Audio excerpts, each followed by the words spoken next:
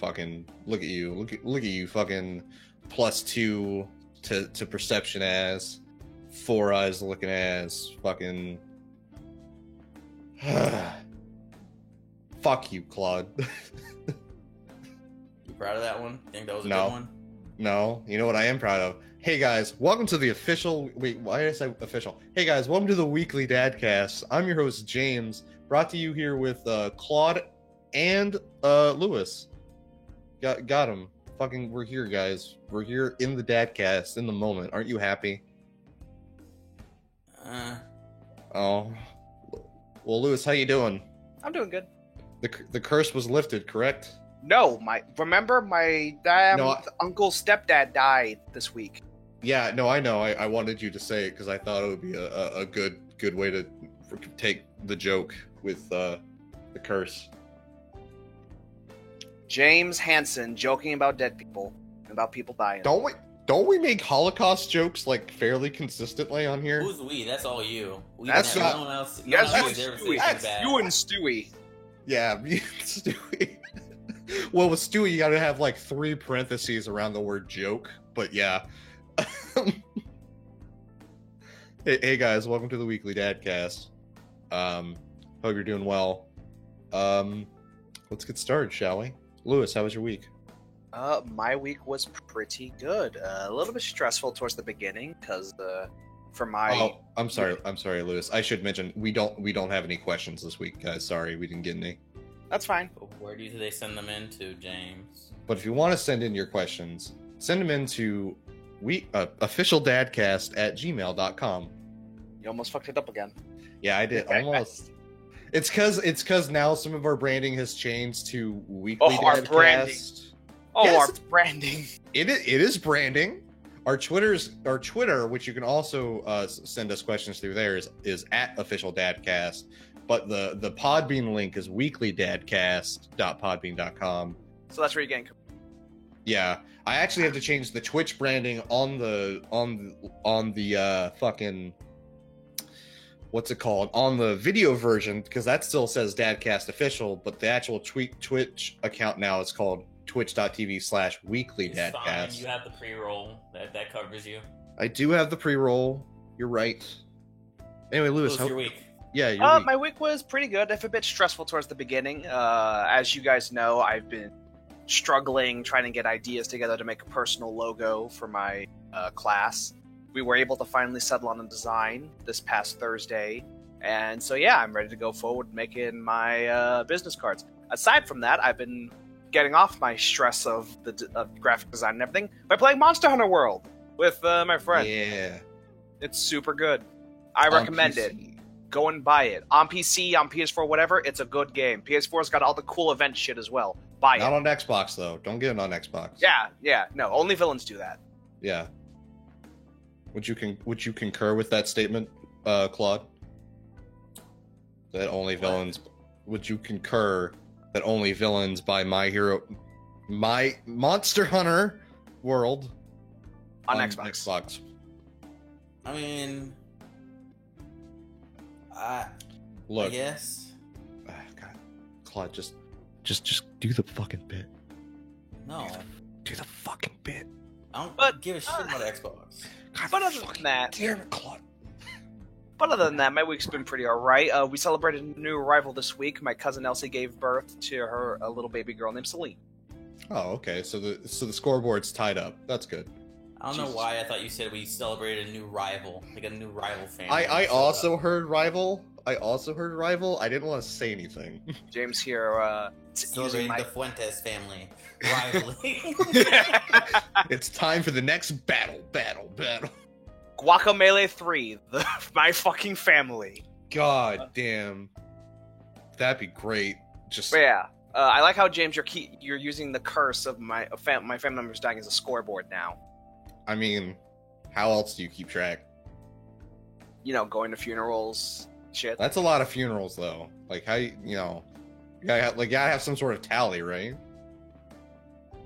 No, we don't. Ooh boy, let's move forward. All right, so Claude, how was your week? Oh, that was it for you? Yeah, that's all I've been doing this week. Monster Hunter World and stress. the vast majority of my week was spent playing Doom 2016. Which Did you beat Doom 2016? I beat it. I beat it yesterday. Congratulations. Oh, you actually Thank ended up beating it. Yeah. So the reason, Lewis, the reason he says you actually end up beating it is because I ran into a bug. Mhm. My least favorite type of bug, the progression blocking kind, where I beat this level, or not this level, I beat like this like massive like horde basically that you had to fight in one area, and even though everything was dead, the battle music was still going on, and I was not allowed to progress. I was like, what the fuck's happening? Talked to them about it, restarted it, did it again, didn't work again, looked it up online for what that bug is. Apparently, just sometimes it happens. There's someone who said they had to do it 3 times and before it would work, and another guy said he'd done it 5 times and it still wasn't working. And I was ready to drop it there because I have zero forgiveness for that type of shit. That'll make me stop playing a game. I don't care how far it is. But they kept talking to me about it. They were like, just do one more time. I did one more time. And it worked the 3rd time. And then I beat it yesterday. And I'm not a person who likes first-person shooters. But that one works really well. It feels so fluid as far as like me running around the stage and, you know, shooting it. Like it plays really well. Honestly, if I played it that year, like when the year came out, it probably would have been my favorite games from that year. Super enjoyable. Like, I knew the Doom Marine was like, he super hated demons more than anything else, but I didn't know how extensive he was. I still remember this. This is probably my favorite bit. Is in the whole in-between levels, like there's little like statements about what's going on in the level. And there's one part when you first get to hell, and then you need to go back to Mars, where it's describing what happened, and it's like, I think the actual quote was like, kill everything you see and find a way back to Mars. Not kill everything in your way, but just kill everything you see. It's like, that's solid. They don't call him the Doomslayer for nothing. I have no knowledge of this character. I played so little of the first, like, actual first Doom, and that's the only one I played, so I basically say I haven't played Doom. I mean, yeah, but what I mean by that, I mean they refer to him as the Doomslayer in like the first 20 minutes. That's what I mean. Like they called him the Doomslayer for a reason. Well, listen, He has his title that I didn't get the reason why. Like I got to see it. It's like Kirito, right? He's a cheater and a beta tester. He's a beater. You have to see him beating it to know that he was a beater. I fucking hate Sword Art. Anyway, and I love Sword Art Abridged. It doesn't do it for me. My old roommate in the army, tried to show it to me, and I was like, I mean, I guess, but I really, really don't care. Okay. And I played the other game I played was Donut County, which I know you were asking about a second ago, James. Yeah, it was. So it's the closest thing I'll ever get to Katamari Damacy on PS4. It's also on PC, to my knowledge. Yes. So what happens is you're a raccoon, right? And the whole plot is like you start off, he's like everyone's in the middle of this like hole. I think it was like 990 feet underground. And they were like, what the fuck? Why are we trapped down here? And then like the raccoon was like, I didn't do it. That shit wasn't me. And then it's him, even though he super did it, it was all his fault. He just doesn't want to admit it. And the whole point of the game is you are a tiny hole that you can like, you know, move around and to have objects fall in the hole. And the more that it falls in, like the bigger it grows, you can absorb, you can like have bigger things fall into it. And that's it.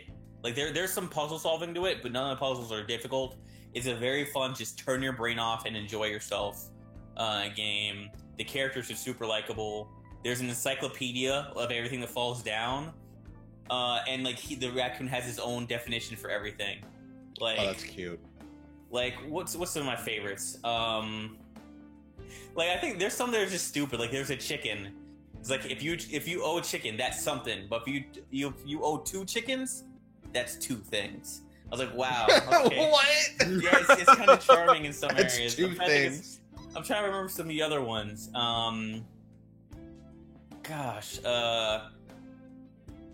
Of course, because like there was like, you know, a fence fell down, and I think the description for the fence was like, no matter which side of the fence you're on the wrong side.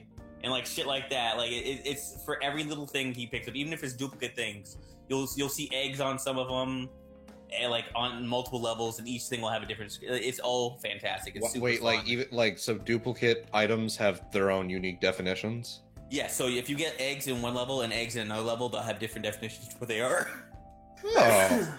Like, how drastically different is it? Or does it kind of just come off like it might be, like, a chance of which description you get?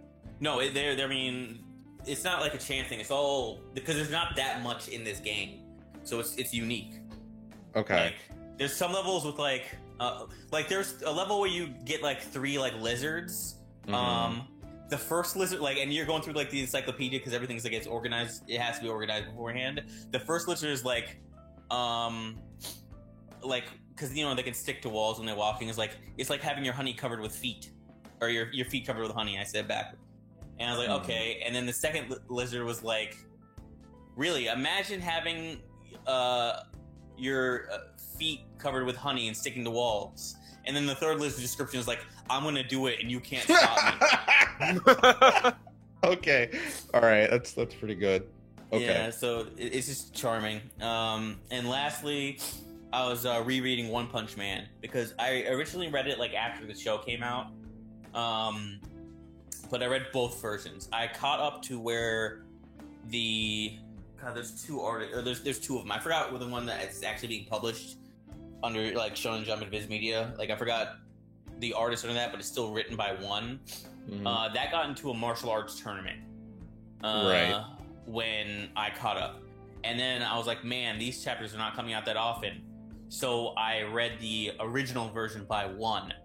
Like art-wise too, the one that has a shitty art. Yeah. I caught up on that and I was like, all right, I'm pretty set for now. And I just didn't pay attention to it for a while. And then we saw that one picture. I don't know if you want to put it on the stream or whatever, James, with that super muscular chick, right? Oh yeah. Let me go ahead and pull that up real. Do you remember her name? No, that character doesn't exist in the one that one did. That's why I was like, wait, these things went down a completely different path. I thought that was going to be the same thing, because the villain, Garo, or Garo, I'm not sure. I'm just going to say Garo, because whatever. Mhm. He's the villain of both of those things. So I figured it would be the exact same thing. And she doesn't exist, at least in one's version. So I was like, oh, fuck. Her name is Captain Mizuki. Captain Mizuki, yeah. So I was like, let me go back and reread this. And I don't know, like, if I had to put it in episodes, I'm probably where, like, the 4th or 5th episode of Season 2 would be. And reading that, I forgot that the main villain of the series, Gro, is just me. You talk about, like, how I'm so many villains, I'm straight up him. Like, yeah. All right, I'm I love pulling it. up the picture now. So yeah, this is Captain Mizuki. She just looks like she's a fucking track star from the looks of it. She's got fucking medals that she just has. Why is there furry art in my Google searches for Captain Mizuki? Oh, Are you really asking that, James? Yes, I am, and I realized the reason why. It's because a furry on Twitter has their icon, and it's whatever. Anyway, yeah, Captain Mizuki looks fucking the bomb. I don't know how to quite describe it outside of that. Just okay, that got weird. Okay, no, this is weird. I put safe search on. Why are these happening? okay. Like nothing horribly explicit, but like, but yeah. I just wanted to pull up these pictures for anybody who wanted to see the new character. Please go on. I mean, that was it. I was just saying, the last thing was, I am the villain. Like, he's more so me than any villain in anything else I've ever seen. I'm not even gonna say really it's a spoiler, because I'll say what his motivation is. He is evil because he thinks evil is super cool. That's it. Yeah, pretty much. And he is evil. Like, he's like, that's not a dumb front that he's just doing, but that's what it all started. So I can respect that. That's why I changed my profile picture to him, and one of my favorite quotes from one of the translations of a scene where he first showed up. Did you change it? I didn't even notice. Yep. Yeah. If you want to tell the people listening, what is the quote he's saying inside that panel? Time to conduct evil. Yes. He's great though, but yeah, that's my week. Yeah. My week has mainly been filled with, let me just turn off this Captain Mizuki thing real quick. There we go. My week has mainly been filled with video games and a little, do we want to talk about, nah, I won't talk about the behind the scenes thing. But mostly video games. I've been playing a shit ton of Hollow Knight. And I'm back from the Ghost Realm. Like, I died before, but that's because I got pneumonia. But I got better, so it's okay. Oh, that's not the narrative I gave on podcast. Well, that's the description. I mean, the description is canon, so I mean, Oh man, my lore was more entertaining. Nah, see, but it's cool though, because George brought me back. After his fight with Skulker. That's why he's not here today. He's got to reboot. And Skylar. Skulker. No, George fights Skulker. When did we establish that George is Skulker? A couple times. I don't know if you were there. Continue. Because I remember him fighting Skulker, but okay. And Skylar's not here because he's out committing crime somewhere. Yeah, I've been playing a shit ton of Hollow Knight. I'm like pretty sure I'm at the end game now, or like deep into the mid game. And I also started Yakuza 0 and Final Fantasy 15 and Monster Hunter World and something else. I forget what. Basically a shit ton of long game. Yeah, a shit ton of long games. Oh, and I'm still playing Warframe. I'm almost at the second. I'm in the second cinematic quest, which looks great. Yeah, I'm deep into a bunch of different RPGs and shit, and it's great. I love it. I love being able to just like, I don't want to play this long game, but I want to play this long game. So that's pretty much what I've been doing. I also watched I almost said One Punch Girl, I meant Walk On Girl, which I know you guys had the spoiler cast last week, so I won't get it too deep into it now. But that movie's great. It's a great movie. Great animation, great music, great musical numbers, fun characters. What do you think of that play? The final play they did? The play was fun. Play was really good. I enjoyed how like you have this constant thing, but just like, oh, it's fate that we met, or like fate that this happened, and then it's like, no, it's actually because this, I orchestrated all of this, etc. And it's like, oh, now they're just taking advantage of the situation. Like the constant balance between like opportunism and fate-driven romances. I appreciate that. My one problem, which I'm not going to go into, is just I don't like the conclusion that they came to with how the romance is established. I feel like it should have gone a different way. I think they should have gone together. I just think it should have been different somehow. But other than that, it's whatever. I also watched Mad Max Fury Road last week while I was dead. That's a good movie. No romance in there at all, which is great. Don't want that in my Mad Max. And goodness, I think that's just about it. So with that, yeah. So with that, I guess we'll just move straight to the waifu cast. Who's our waifu this week? Hold on, how far are you in the anime? You said you're caught up now? Me? Yeah. Okay, so I'm not. My limiters have been removed since George isn't on. Yeah. Who the fuck are we gonna? Yeah, because like we always have to wait for George to catch up before we can get to the good as girls. of this week. As of this week, you can just deaf and mute because it's like it's been too long. It's yeah. been too also, long. Lewis was able to catch up before he did. I was able to watch all of Hunter x Hunter and then catch up with My Hero. Oh man, that's so much. That's so long. Oh God. All right, but we're gonna have. Oh shit! I'm sorry. Can we just go back for just 1 second? What happened? One last thing that happened in my week yesterday. I watched the part 1 of episode 60 of the season finale of Dragon Ball Z Abridged, and that is actually perfect. It's an actually perfect episode. and I can't Good wait till they. episode. And I can't. Oh, did you watch it? I watched it today when I got home. Like I watched it like at 3, so last Okay. minute. I watched it live and then I rewatched it today. And yeah, I thought their execution on the Super Saiyan 2 transformation could not have been better. The way they adapted the Android 16 speech, I thought was really apt, and I think that it actually kind of addresses like one of Plague of Gripes' whole thing with like Gohan is just handed Super Saiyan and then like a Super Saiyan 2 transformation, but here it's actually like attacking his character in a way. I really like it, and I can't wait till part 2 comes out next Friday, and then part 3 will come it's out the coming Friday next after. week? Yeah. What they did is they wanted to make sure that they had part 2 and part 3 done when they released part 1, so there's not a wait. Okay, that's actually really good on their part then. Yeah, I'm super fucking hyped for next week. Can't wait. What were your thoughts on it, Claude? You said it was pretty good, but I mean, I've always thought. I'm not gonna say always thought their stuff was good. I didn't like their earlier stuff. It wasn't until like late Saiyan Saga, early Frieza Saga that their jokes were really hitting with me. yeah. But no, it was good. There was the same thing that they've been doing well consistently is they have fantastic one-liners. Mm-hmm. Well, maybe you should quit while you are. Yeah, it's like I'm just ahead. Maybe you should quit while you are. It's like there's so much, and also the calling out of Gohan on the Mhm. regular. I absolutely loved it because like Gohan's not a A character bitch. I really care for.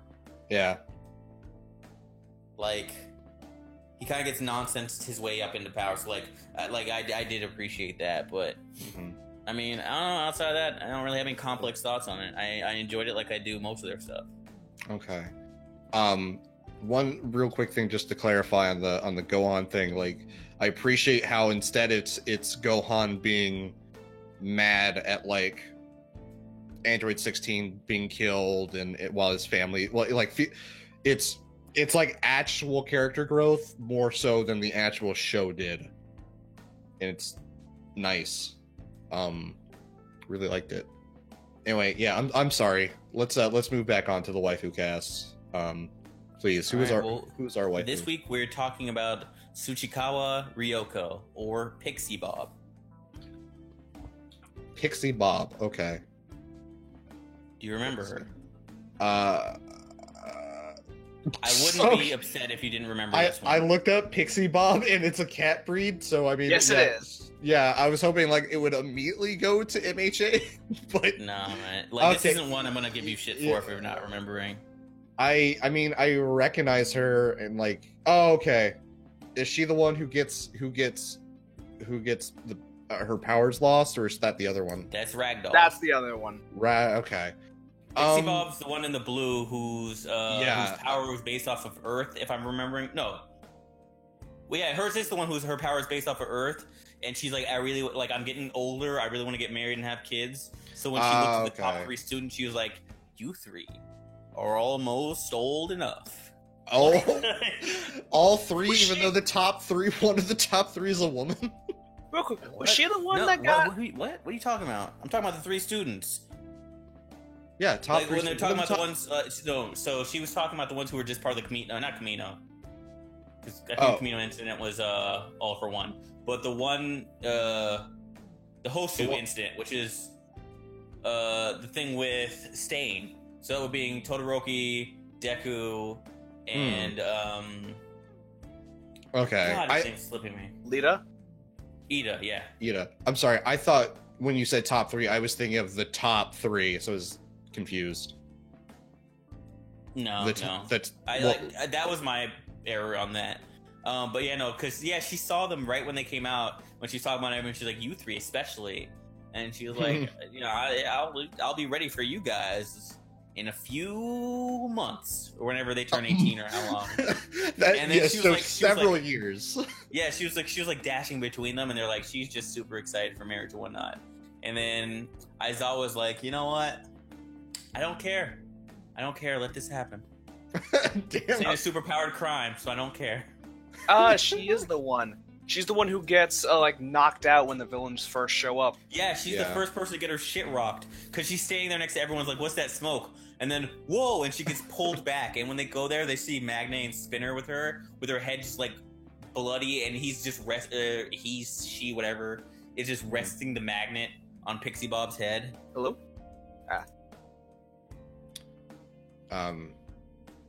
Yeah, I like her design. And like, you know, I like Christmas cake characters. They're typically pretty fun. Which is, for those who don't know, there's a term to describe women who are of the age 25 or older, who are kind of almost desperate to get married. And the reason they're called Christmas cakes is because nobody wants to eat a Christmas cake after the 25th. So usually these characters are kind of written to be like, I need to get married right away. Please. My society's standards on women, please marry me. But I typically like how those characters are actually like portrayed. And she's cute. She got the eyes that I like. You know what I mean? No. Oh. She got the thing where when her eyes get real small and they look good. I don't know how to describe it other than that. But oh God. What? No, Brayden, leave. What the fuck? Make a little note on your on a, like a, I don't know, some you see a piece of paper or something to the side to cut the audio for that specific time. That just won't show up because I will not include Brayden's little recording. Oh, okay. Yep. Yeah. That happens a few times whenever his microphone jack fucks up with his computer. But he shouldn't be here in the first place the because perfect sound of Cthulhu coming back to this realm. Yeah, I remember when Cthulhu was here. But yeah, Brayden you can't just drop in. Yeah, you can't just drop in during the podcast. I don't know. What do you guys think? I've kind of just been rambling about this character for a couple of seconds. I was talking about her before, where I thought she was cool. I do like the design a lot. And then like it was an immediate like, okay, she wants to get it, and she knows she needs to get it. So that desperation I found pretty funny.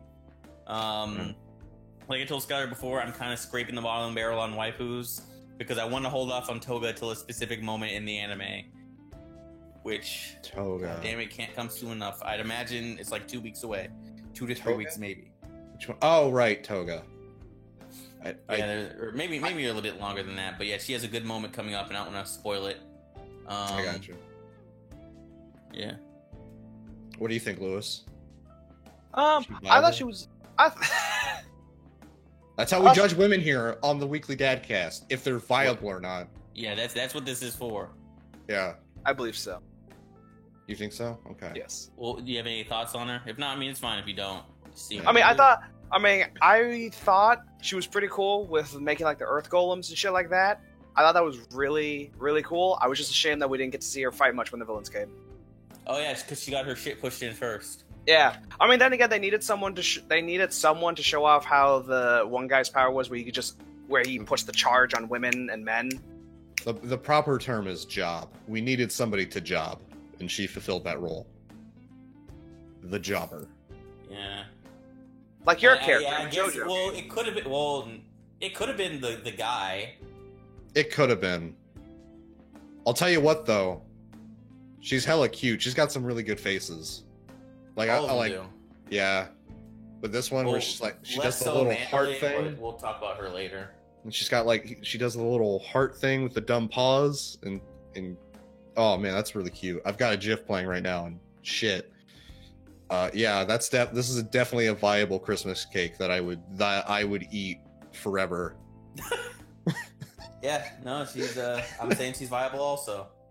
All right, awesome. Lewis, yes, she's viable? I believe so. Okay, excellent. And that's it for this waifu cast. And hopefully scenes will come up soon, because I'm running out of My Hero Academia waifu. It's like, who's the big guy? Who's the big dude? Is that Kota? Kota's the kid. Oh, well, who? Tiger? No, it must be Tiger, right? No, it's Tiger something. If his name is just Tiger, maybe, but I thought it was Tiger something. No, it's just Tiger. Yeah, I can't wait till we have the waifu cast on Tiger. We're not. Why not? We'll have the waifu cast on fucking Magni before on Tiger. I don't know who that is. Met.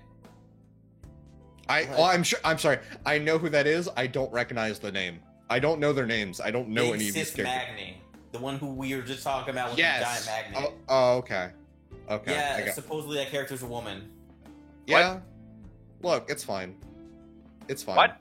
It's fine. Yeah, Big Sis Magni. They were talking about it before, like in the manga. I believe that's a woman. Yes, the joke is that it's a woman. It's kind of, yeah. But yeah, let's get right into the news. All right.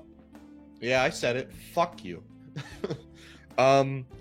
So this one's a pretty short story. I don't even have an article on it because I can't find anything that has like a compilation of all the PVs. But we've seen like two or three preview videos for Vento Oreo characters since I was last on. We got Abaccio and Guido Mista, and I want to say there was a third one, but I might be just stupid. Giorno? But yeah, we got Giorno, but we got Giorno like 2 weeks ago. But we got Abaccio and Guido. Like Guido's like 2 days ago. I don't think we've seen the other one, Aerosmith, though. Nanarcia, or however the name's pronounced. Narantia. Yeah. Narantia, yeah. We haven't seen him yet. And then there's Fugo. And then Who? I think- yeah. And then yeah. Fugo, more like Hugo. The answer is Fugo. Fugo will go away from the story forever. For a long time. for seemingly almost no reason. Don't spoil things. Whatever. Spoiler alert. Snape killed Harry Potter. Bam. Yep. Remember when that happened? No. It happened in my fanfic that I wrote. So yeah, moving on from that, Batman the Animated Series delays a Blu-ray release to add special features, including a price drop, which isn't technically a special feature, but fuck you. Wow. and adds a digital copy of the show, like a digital download. As someone who loved the Batman, the animated series, I'm more than happy for the price drop. I will most likely be picking this up because I love it so much. So I also love, because I was like, all right, I saw when they first announced it, I was like, this is a lot of good stuff. I'm tempted to buy it, but I'm not sold because like $112 is a lot to drop on something. Mm-hmm. I was like, this is my childhood, but I don't know. And then like a few days ago, they were like, oh yeah, the date's been pushed back by 2 weeks. I think it was supposed to come out on October 16th at first. Yes. And now it's coming out October 30th. Yes, correct. And then they're like, yeah, on top of that, it has a price drop by 23%. Yep. So now it's $89. It is exactly $87.39. Okay. And then there's like, also we're gonna get the digital downloads. So like, this is all perfect. The one thing I'll give you, Lewis, is if you want it, don't wait too long on it because they're going to make 30,000 of them, Mm-hmm. and then that's it. It's a very limited run. So a full list of special features we're getting are, let me see the here. price drop. The price drop. I love it when games and movies give out the special feature as a price drop. Yeah. So it comes with the animated feature. It comes with how many episodes were there? 85. There's 85 episodes. Fuck ton. Yeah. Comes with 3 Funko Pop minifigures. So I mean, that makes this slightly less valuable. Hence the price drop. Yeah. Yeah. 7 lenticular cards, which I don't know what that means. I've never heard that word in my life. I'm looking at them and it's postcards, but it's frames from the show. That's all it is. Like, not postcards like Wish You Were Here, but it's the same shape and size of a postcard, but with individual frames of the show. Lay flat book with a special flip case. I don't know what that means. On disc, you get the feature-length films Batman Mask of the Phantasm and Batman and Mr. Freeze Sub-Zero. Ooh. The latter film also comes with all the special features of the film's original release on home video, so you're getting all of that too. 60-minute behind-the-scenes documentary that provides a, quote, in-depth look at the renowned storytellers behind the landmark series. Comes with featurettes including the original promo reel, hosted by Bruce Timm, spotlights on Batman, Robin, and the ensemble of supporting characters, and their voices. A whole series of Arkham Asylum case file featurettes, which are stuff that looks like Batman's Rogue Gallery. 11 episodes featuring audio commentary from Bruce Timm and the other writers and producers on those episodes. Bruce Timm obviously going to talk about how much he desperately wanted Harley Quinn to fuck Nightwing, to the point where he had to physically tie down Nightwing in that one anime clip that we've all seen. Was that him? Did he do that? Yes, he did. Okay. Yeah. Yeah. And that's But I didn't know who the staff was on that film. Yeah, no, I gotcha. That art, yeah. That's and that's pretty much it. Like, they've got a whole lengthy breakdown, like even a featurette called Concepting Harley Quinn. That's right. Yeah, well, yeah, because Harley Quinn was made for the show, wasn't she? Yeah, she was anime. I said anime original. Holy shit! She was a TV Batman original is the character most that anime. did not exist in the. So she showed up in, I don't remember which specific episode, and then very shortly after she showed up, it was Batman Adventures 12. Mm-hmm. Is the first appearance of Harley Quinn as far as comics are concerned. And then after that, she became canon in, like, I think it was Batman and Harley Quinn #1, or no, not Batman, Joker and Harley Quinn #1. I don't remember the exact number for that, but yeah, she first appeared in the series as a henchman for Joker. Yeah, okay. Now, question for you guys. Yeah. This is clearly a thing that I would be hard pressed if it does not do well. Mm-hmm. If you guys could have any series from, like, animated series from, like, when we were younger come back with this level of, like, wait, here you go, here's everything. Huh? Wait, is this the big discuss, or is No. this okay? This is just something I'm asking on the spot. Okay. Yeah, if you guys could have. Oh, okay, I see why you said that. Yeah. But no, if you guys could have anything from, like, the specifically, like, the animated series, like, you know, the Superman animated series, X-Men, Spider-Man, all that. If you could have any of those come back with this level of polish in a Blu-ray box set, Yeah. what would you want? So to clarify, what show would you want to have the ultimate Blu-ray box set that you could have? Yes. I'm gonna say Monogatari. I need that complete box set for everything. You already know that doesn't even fall in line with what I said. I said from, like, the animated series from, like, when we were kids, like your childhood in a box. My childhood box. God, I would honestly choose Tom and Jerry. If so. every single episode of Tom and Jerry could be put into one box set, I would just treasure that shit. Yeah, that honestly makes my answer much more difficult, because I don't have anything from that era of my life that I would particularly care to have a set for, because I already don't necessarily care for Blu-ray sets in general. I guess Stop stalling and answer the question, boy. I guess Dragon Ball Z. That's kind of the only thing I got here. Yeah, that exists, but all right. Does it exist? I don't know. It's owned by Funimation. I'd be shocked if that did not exist. Well, look, man. It just, there's not a whole lot there. You got to remember, I didn't watch television for 2 years. That's right. Yeah, That's dead. Really stupid too. It is really stupid. Part of it's because your dad forgot, and you just Roll followed with it. that instruction. Mm-hmm. I'm like a robot, dude. Yeah. So, guys, if you ever want me to George do will take something, offense to that. you're right. I'm sorry. I meant biologically challenged. I'm sorry. Please don't be upset. Hold on. What'd you say if we got like a fan question, right? And you're like, I don't know what to make of this. It's a bunch of ones and zeros. And Just and binary? and then you send it to George. Is like, okay, and then he answers the question legit. What would you say? I'd be like, So, George, you ever seen Terminator? Because I need you to not see that movie. I don't need you getting ideas. Don't worry. I speak fluent binary. What? Yeah. 1001 was just like fucking Bender. Have you ever heard how movie. fast? What just saying 1001 just like super fast sounds like? It just sounds like buzzing. I have because I've seen that one Futurama movie.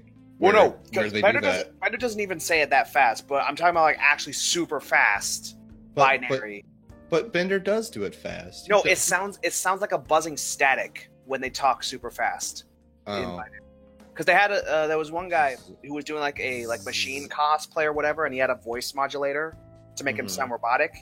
And he had a cut. You know, you have like the tape sets of whatever dialogue you want. Yeah.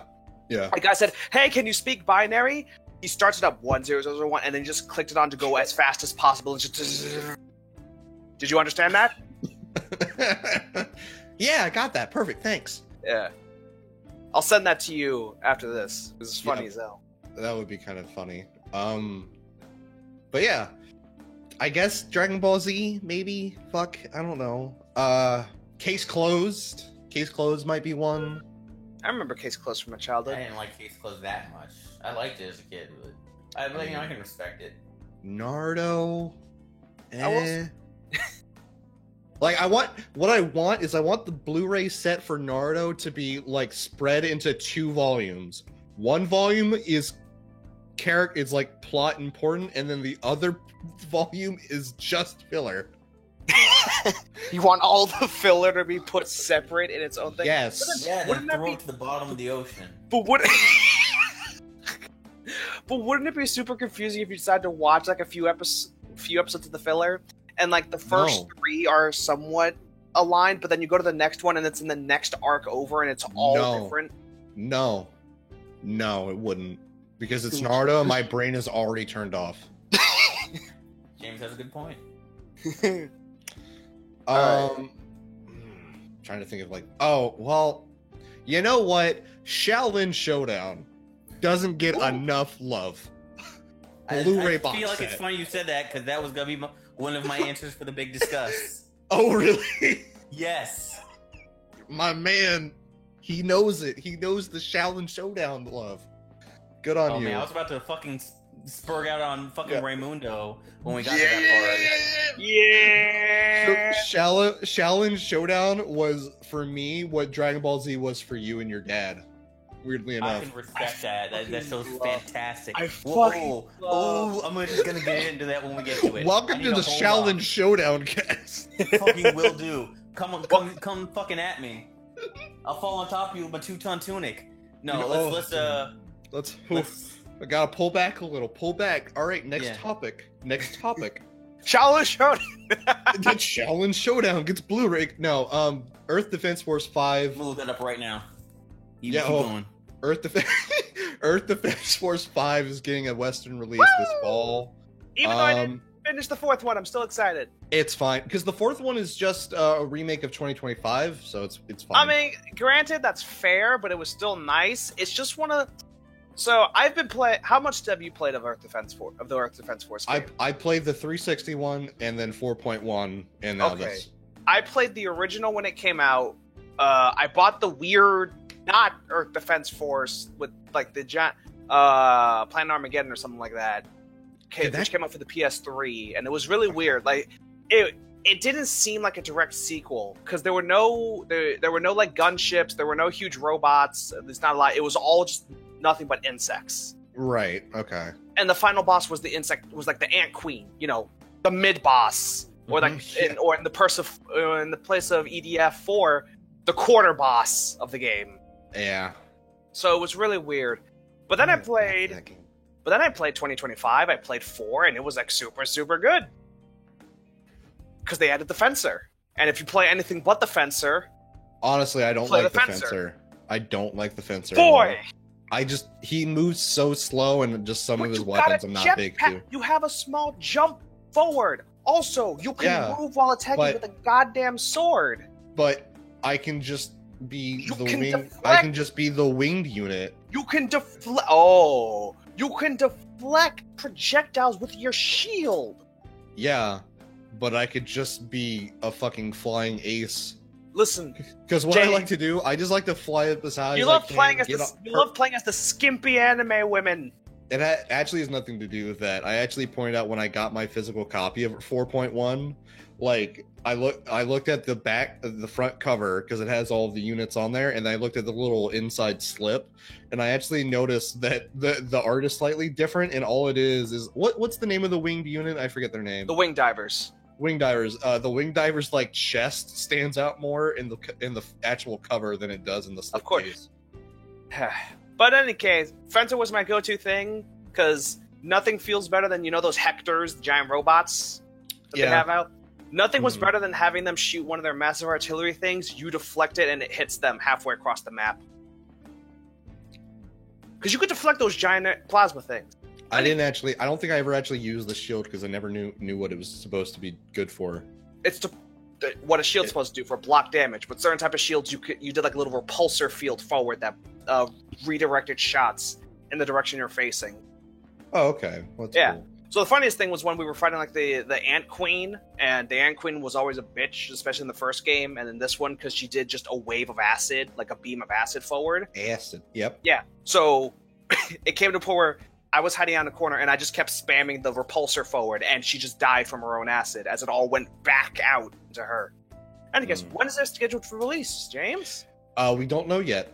They just said this sometime this fall? Yep, because the game was initially supposed to come out in summer 2017, but it was delayed to quote unquote improve its quality. But the game is comes out with a standard edition.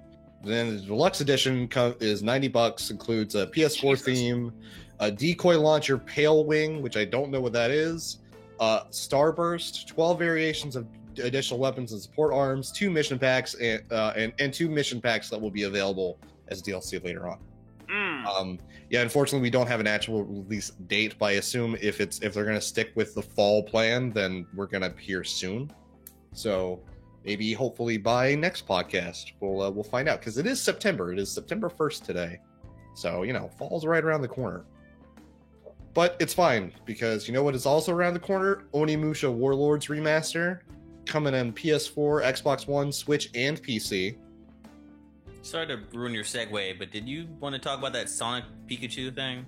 I did. I actually completely forgot that was there, because there's no surprise there. There's not an article associated with it, so I have all of the articles that we have like just in a row.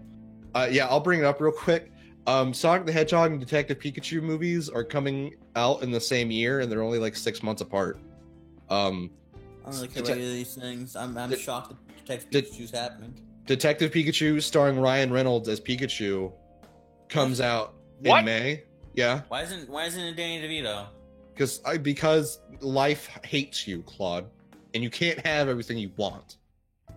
And then Sonic the Hedgehog, starring Jim Carrey as Sonic, comes out in November. I thought Jim Carrey was Eggman.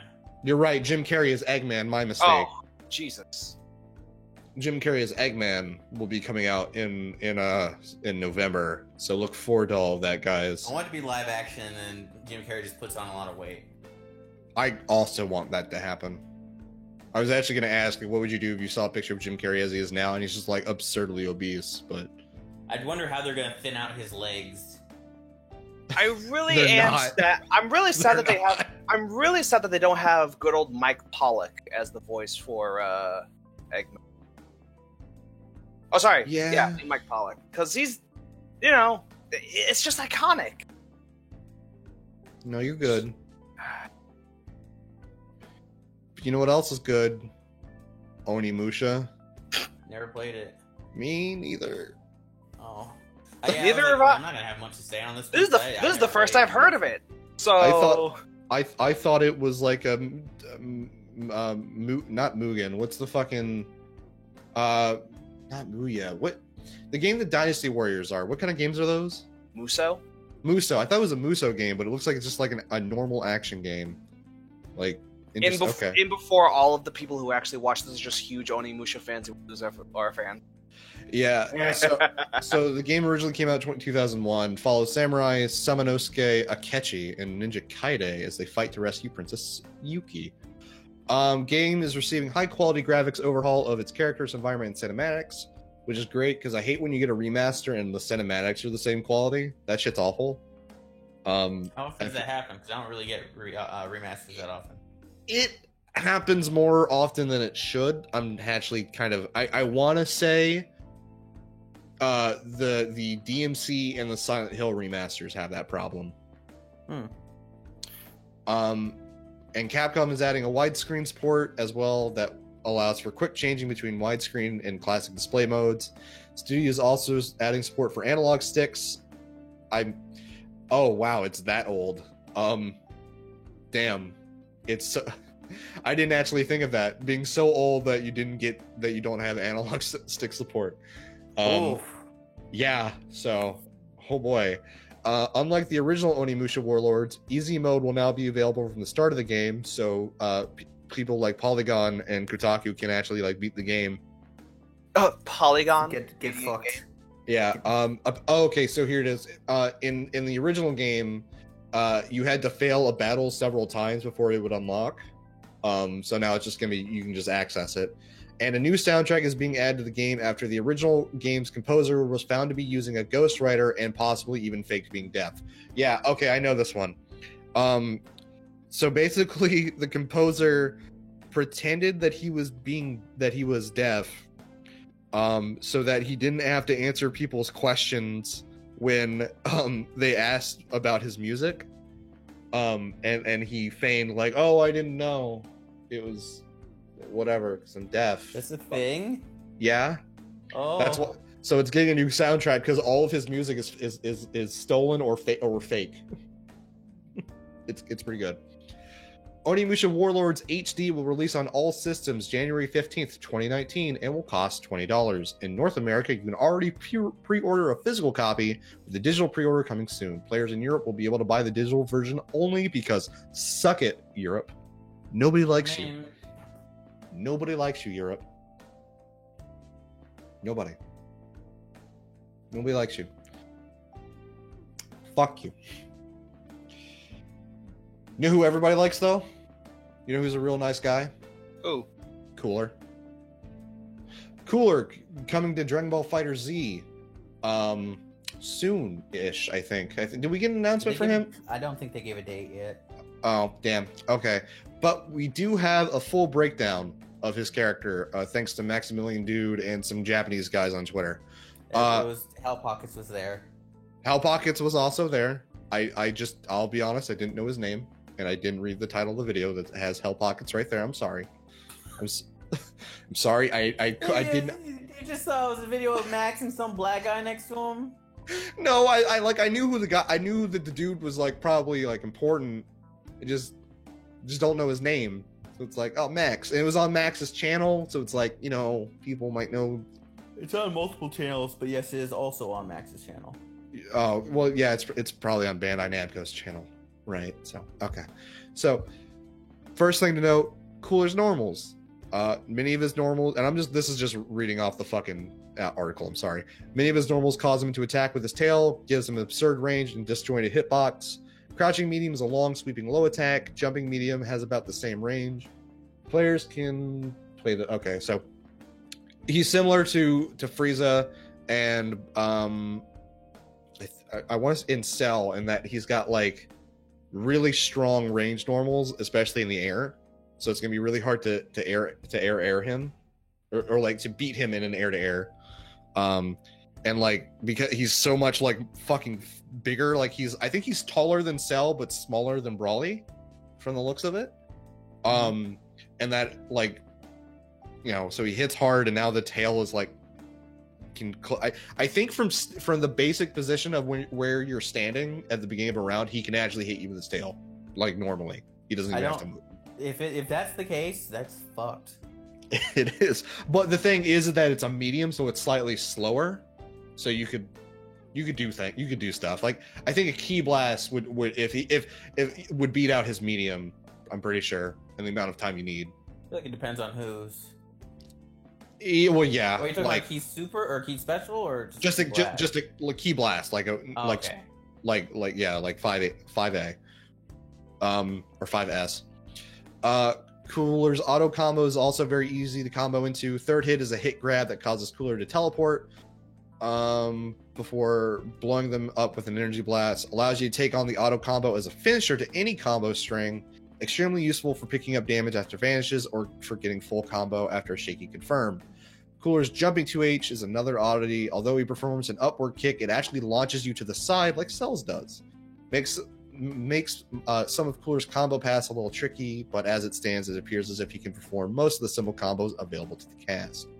Cooler also has a 3H, which is a down forward hard, for those of you who don't know. Rushes forwards and uppercuts the opponent in the gut. Is that it's completely impervious to oh shit, it's projectile safe? Oh fuck. That means if the opponent is playing a zoning game, you can just push through all their beams and assists and open them up for a combo. That's fucked.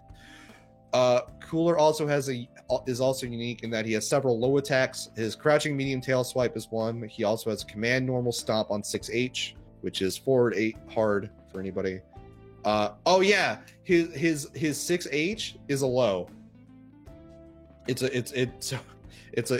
a forward moving low. It looks like an overhead and can be tossed in. Yeah, I remember the dive kick thing. Yeah. Speaking of his dive kick is an overhead, but his 6H looks like an overhead, but it's not a real overhead. It hits you low. So like somebody like throw that in the middle of your combo to try and mix somebody up, and they'll block high, and then they'll get hit low because fuck you. But yes, Cooler has an actual dive kick that is an overhead. Cooler's is apparently unsafe on block, so that's good. EX version. What's unsafe on block? His dive kick is unsafe on block. Oh. So you have to cover it with an assist or use it to end your combo. But the EX version seems to be safer and allows for further combo opportunities, but it still shouldn't be thrown out on a whim. Lewis, I know you're pretty lost on here. but just, feel free to ask questions. You got experts here. I don't know about experts. No, we're experts. Remember when we went to Evo and we both fought Daigo and we both won? I remember when I was interning at Evo. You interned at Evo? Yeah. What were you doing at Evo? I was working with the marketing department. What year? This was this past summer.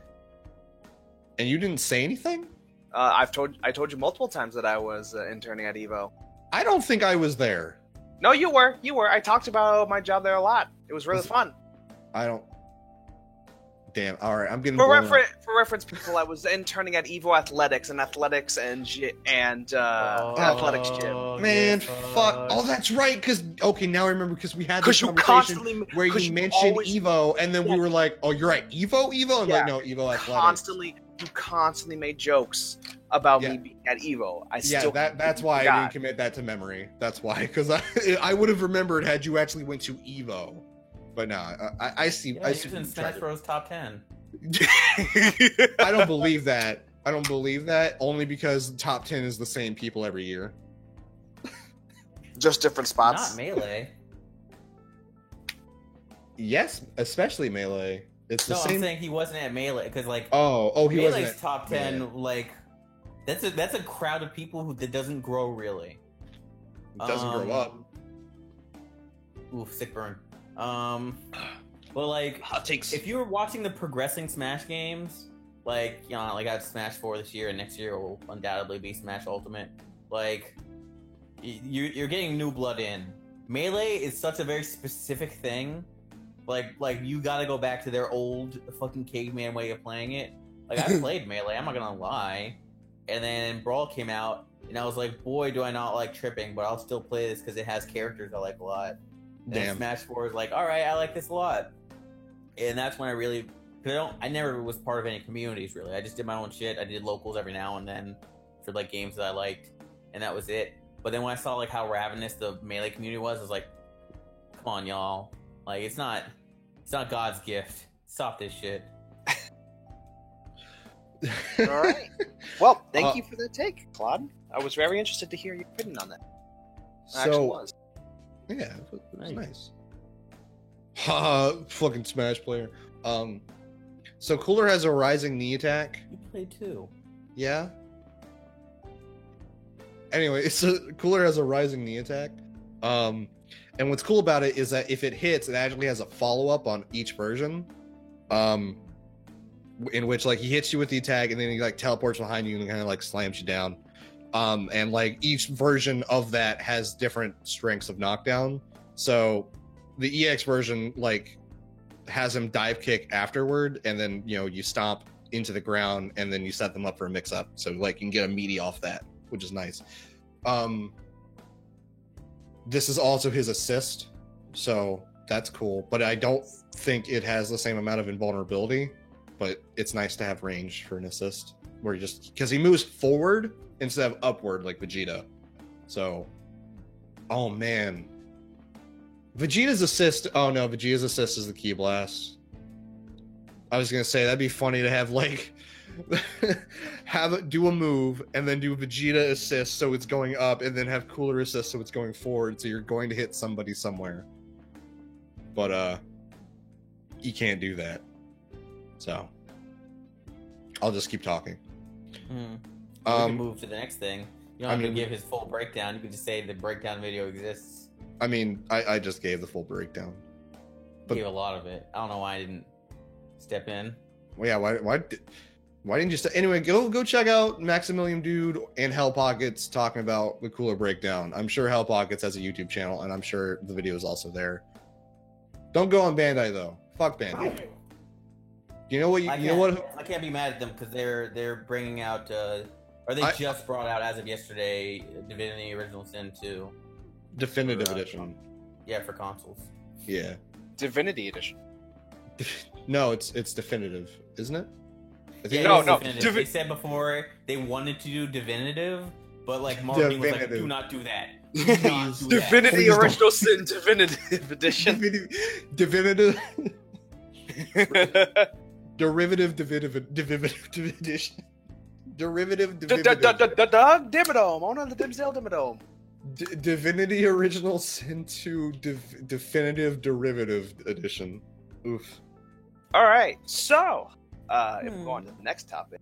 Next topic: more fighting games. Soul Calibur 6 could be the last Soul Calibur if the game doesn't perform well, according to yes. Like, yeah. Go ahead, James. No, I was just saying this is all coming from the series producer Motohiro Akubo. So, well, the thing about that statement that makes me be like, this is dumb, is that can literally be said about any series. If any series does not sell well, a company's not gonna, put more into it, and you can just call it dead. Cough, cough. MBCI, cough, cough. That's part of the reason why. Yeah. But it's Soul Calibur specifically. Yeah, when did Soul Calibur 5 come out? I don't know. It's been a fucking minute, man. So while James looks that shit up, I will bring up. So he stated that the Soul Calibur brand is facing a crisis, and that the reason 6 years have passed since the previous game is that Namco Bandai has little faith in the franchise. If you knew it was 6 years, why did you say it? I just looked it up. What are you doing?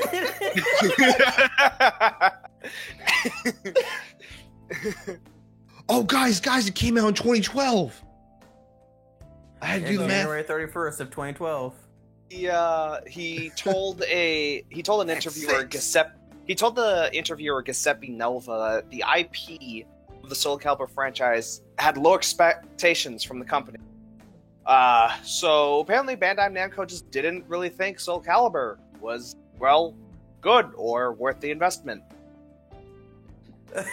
But I don't know why I like the idea of, let's see, when did, what if,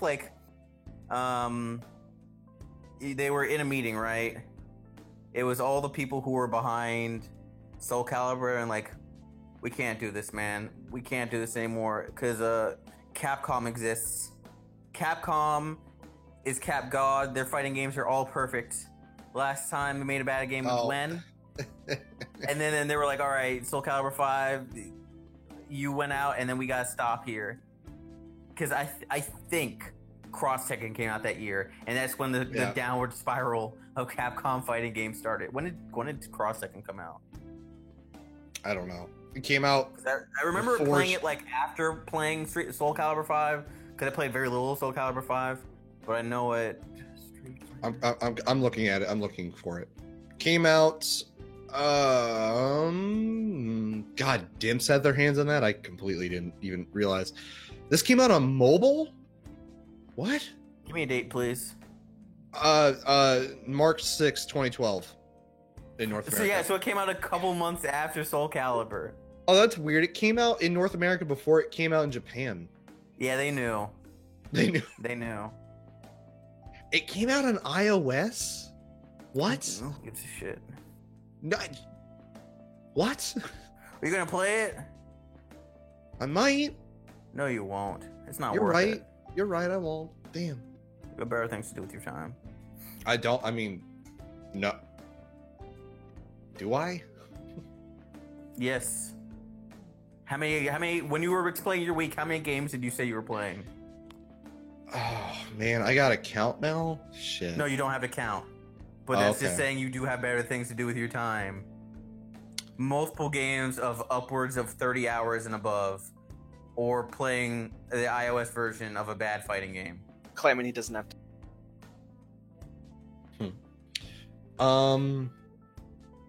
But yeah, it's kind of funny that like it's like, oh man, Capcom's doing really good. I guess we can't release anything for a while. Yeah. Oh, thank God. Oh, thank God. MVCI was trash. Street Fighter 5 is trash. We gotta give them 3 strikes before they do something. Before we do something, Cross Second is like, all right, 1, they can't do it a second time. 2 was 5. Street Fighter 5, and they're like, holy shit, are we making another Soul Calibur? Guys, break the emergency switch if they fuck up one more time. Announcement trailer to MVCI. Hit the button. Start development now. I need a model of Ivy stat. Her boobs better be big. They better be bigger and better than ever. Oh. Make them jiggly. We can't let those fools who make Dead or Alive beat us out in breast physics this time. Oh, man, I wonder how those people are feeling now. I wonder. Like Dead or Alive announces, yeah, we won't have breast physics in our game. We want a more cool and serious tone, and then Ivy just struts onto stage. Hi, I'm Soul Calibur 6's Ivy. Fuck you.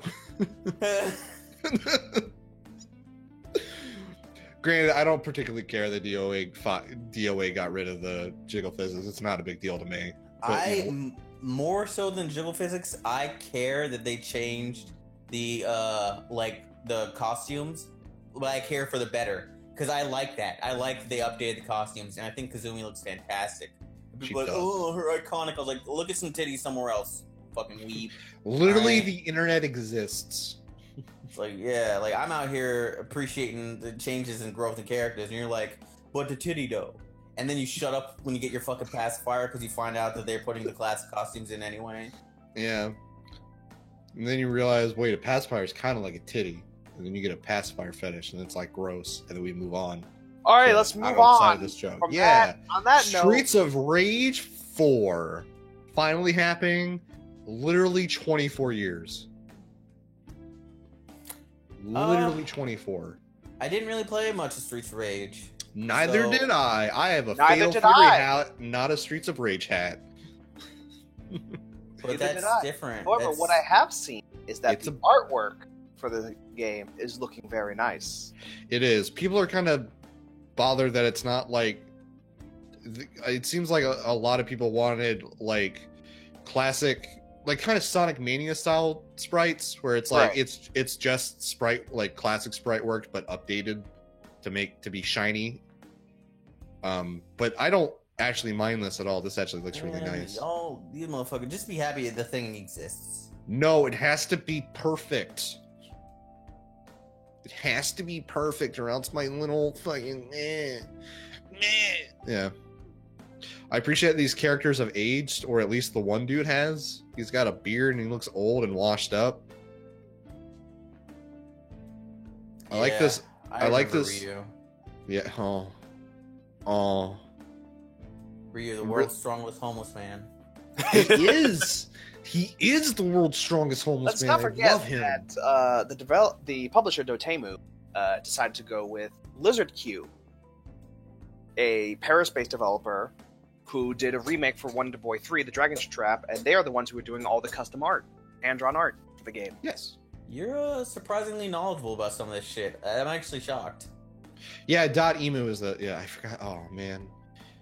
Is it .emu? Okay. Yeah, emu as an emulator because they typically. Ooh, you want to hear some stories, Lewis, about some shit they've done? That's time for another podcast. No. This is brief. This is brief. I promise. Some of the some of the shit they've done is like taken like, oh, we're gonna re-release this game for modern consoles or modern systems, and then they release it, and then you actually dig into the data files, and it's literally just the original ROM inside of their what's it called, their proprietary emulator. And oftentimes it won't actually be good. It will actually be a shitty emulator, and it won't run the ROM particularly well. Good job. Yep. But let's hope this They're turns the same. out Yeah, hopefully. They're also the people who are releasing Windjammers too. So. Oh, okay. Yeah. They also did all the Metal Slug re-releases. I see. Yeah, which are all bad. I don't know about that one. I like the Most of of them are bad. I good played, handful of them. So I since played like 2/3 of it with one of my buddies when I was still in the army. It was a good port. At least I didn't run into any issues. So considering since they're doing Windjammers 2 and Windjammers is coming out for Switch and PC, we could probably expect the same thing, that Streets of Rage 4 will come out for Switch and possibly PC as well. If it doesn't come out for Switch, I'd be really weirded out because the Switch is kind of like the guaranteed one that it's going to come out on, but Yeah. I don't know of a lot of Switch games that have just come out for Switch. Mhm. But then again, I I don't own a Switch, and I'm not super into it. But always having a game that's on the two platforms seems like the best. So I think it'll come out on PC. I think so. Maybe. I kind of hope so because the PC is pretty lackluster in terms of like how many like co-op brawlers you have. Like, because you've got what's the one? It's the one that Claude. What's the one you, Stewie, and I played at his house? Death Road to Canada. No. Huh? What's the beat 'em up? Stewie, you and I played. Or no, it Was it like Fight and Rage or something like Fight that? and Rage. It was Fight and Rage. There's Fight and Rage, Death Road. I mean, Death Road to Canada isn't really. I mean, it's a beat 'em up, but it's not really. It's not traditional. Beat 'em up, really. Yeah, it's not a I traditional don't beat even 'em know up. what I would call it. It's a roguelike for one. It's a roguelike with beat 'em up elements, is what it is. There's Mother Russia Bleeds, and then I'm kind of struggling to think of anything after that. So it'd be nice to, on PC. Oh, on PC. Yeah. So yeah, I would hope that this comes to PC. This is most definitely something that would be well welcome on the Switch, especially with like this would probably definitely have like, oh, you can play with 4 players on the same on different consoles and stuff like that. Yeah. Oh, I didn't realize in Japan this game was called Bare Knuckles. That's actually a really good name. Yeah. So look forward to Streets of Rage whenever it comes out, because I don't think they announced a date yet. Nope, they didn't. They just literally revealed It just exists, is all I know. What we do know the date for is Travis Strikes Again, No More Heroes. Game debuts January 18th in North America and Europe. Doesn't specify if it's going to be physical or digital, but I can almost guarantee it's going to be a digital only thing, because it's I'm happy to see that. I have not played those games. I really wish there was a version of it on Switch. Like No More Heroes 1 and 2. Yeah. Wait, didn't they say something about that? Wasn't there? Hold on. I fucking wish. You gotta tell me if they did. No More Heroes Switch. God damn. Switch. Like the two games Port. have been really being boy, I wish I could play this right now. Has been No More Heroes 1 and 2, as well as, like I mentioned before, after Donut County, Katamari Damacy. Mm-hmm. No. All right. No. There's nothing on Switch ports of the first 2 games. So, damn. Oh well. I guess you'll just have to wipe off the dust of your Wii and Wii U, respectively. I thought they were both on the Wii. You're right, they are. I'm wrong. Just dust off your Wii, I guess. James, that is uncharacteristic I of need to you. find one. What? I don't know if I still have a Wii. They're on PlayStation 3 and Xbox 360. I don't have either of those. That's fine, because No More Heroes 2 is exclusively on the Wii anyway, so. Alright, well, I would need that then. So I need to figure some shit out. I think there might be a Wii somewhere. I can emulate it on my rig. Hooray! I don't want to play them really. I just anyway, moving on. Marvel's Spider-Man post-launch content revealed. 3 chapters, new story missions, challenges, enemies, and suits to unlock in Spider-Man: The City Never Sleeps. So, basic breakdown is October 23rd, Marvel Spider-Man: The Heist comes out. November, Turf Wars comes out, and then December 28th in December, Silver Lining comes out. So when is this game coming out officially? It's in Friday. September, correct? This Friday. Friday? Yep. All right. Yeah. So we're gonna get it the 7th, and then about a month and a half later, the post-launch content starts coming out. Yes. Yeah, like Alright. we're gonna be getting one DLC pack every month until the end of the Okay. year. So you can get the City That Never Sleeps bundle for $25, or each individual installment is $10 each.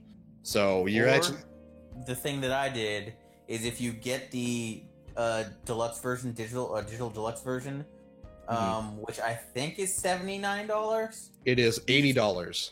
Okay, yeah. So what I said basically, you just get everything. Yeah. And a one-of-a-kind physical Spidey pin. Hooray. Yeah, I don't care about that. I don't believe they're gonna do that. I don't know how that shit works. I Yeah. digitally downloaded. Like, you're just gonna mail it to me right now?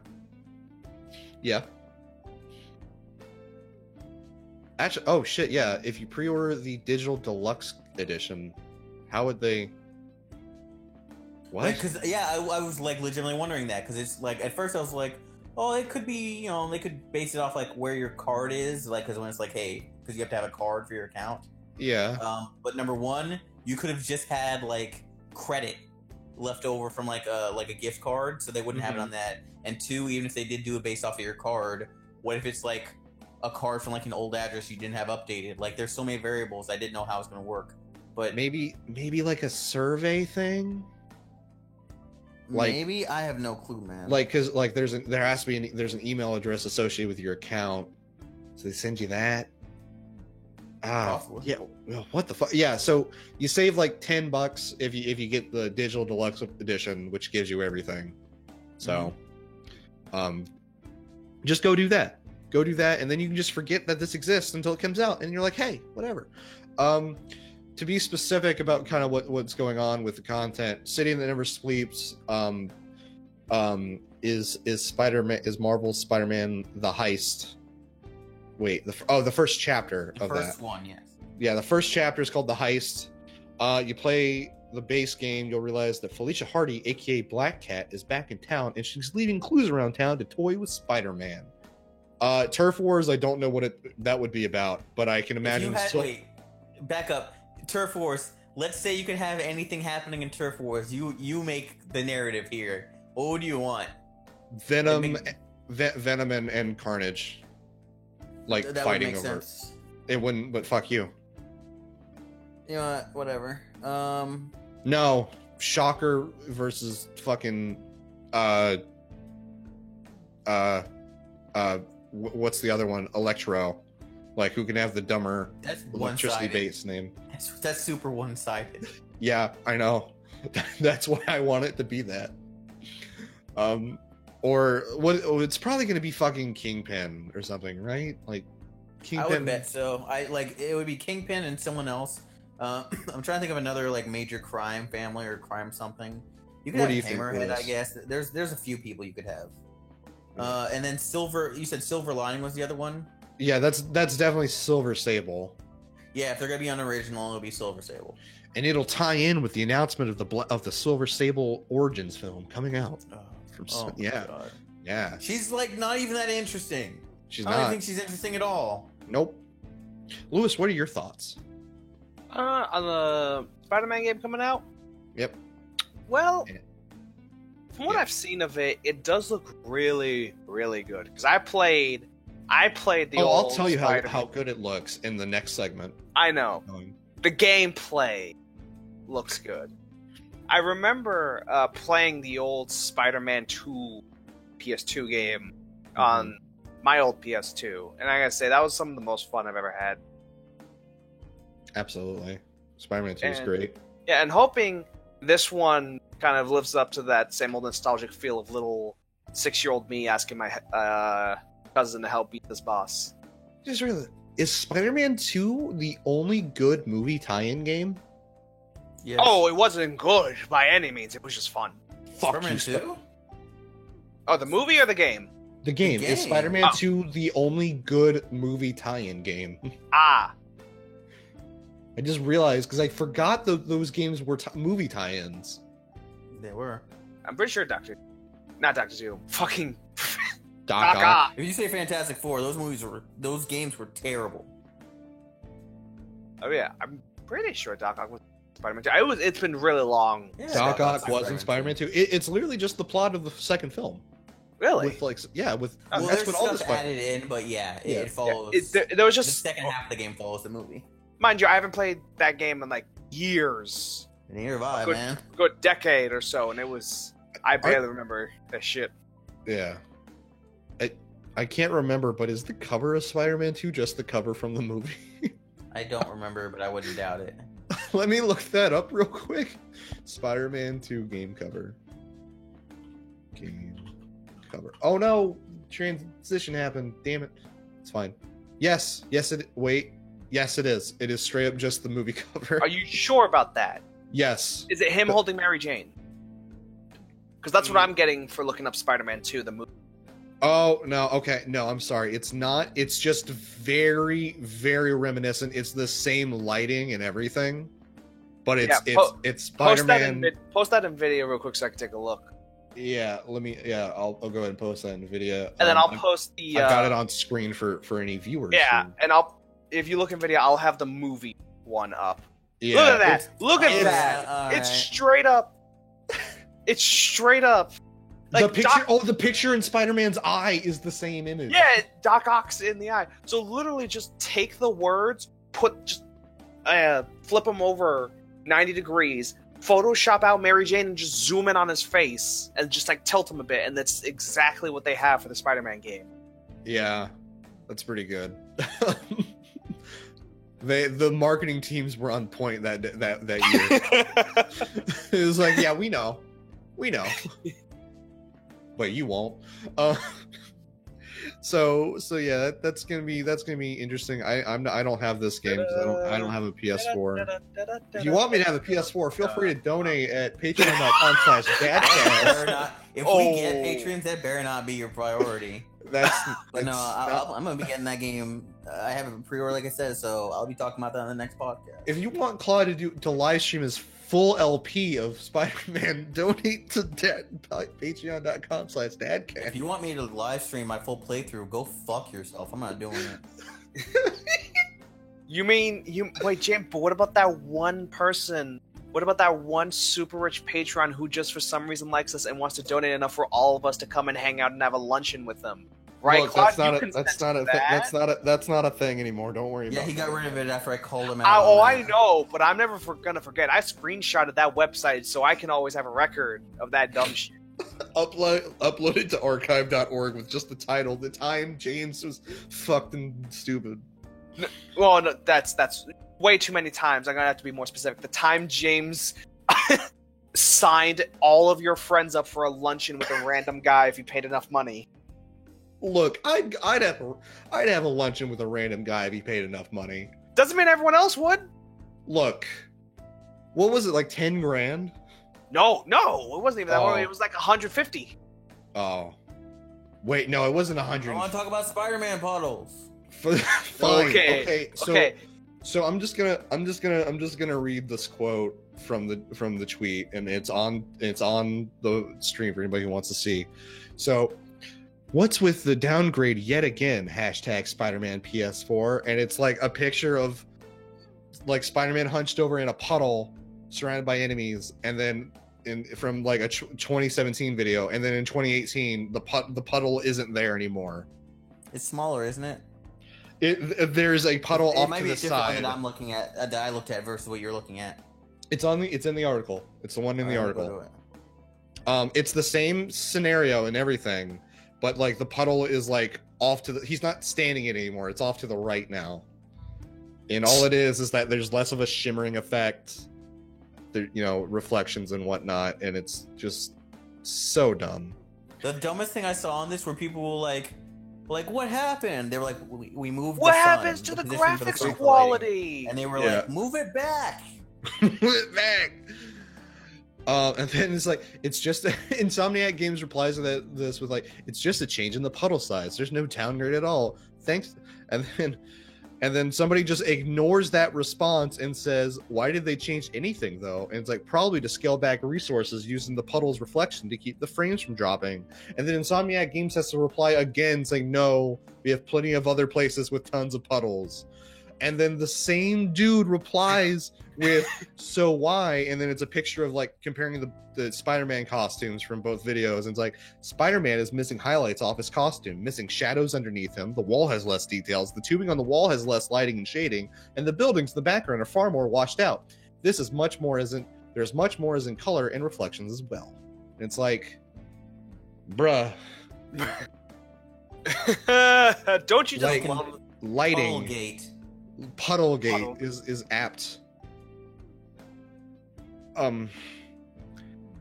And then James Stevenson, who's a person who works on the game, is like, I'm telling you, I talked to the technical and engineering and art staff and looked at the live code of this from the final build. There was no downgrade.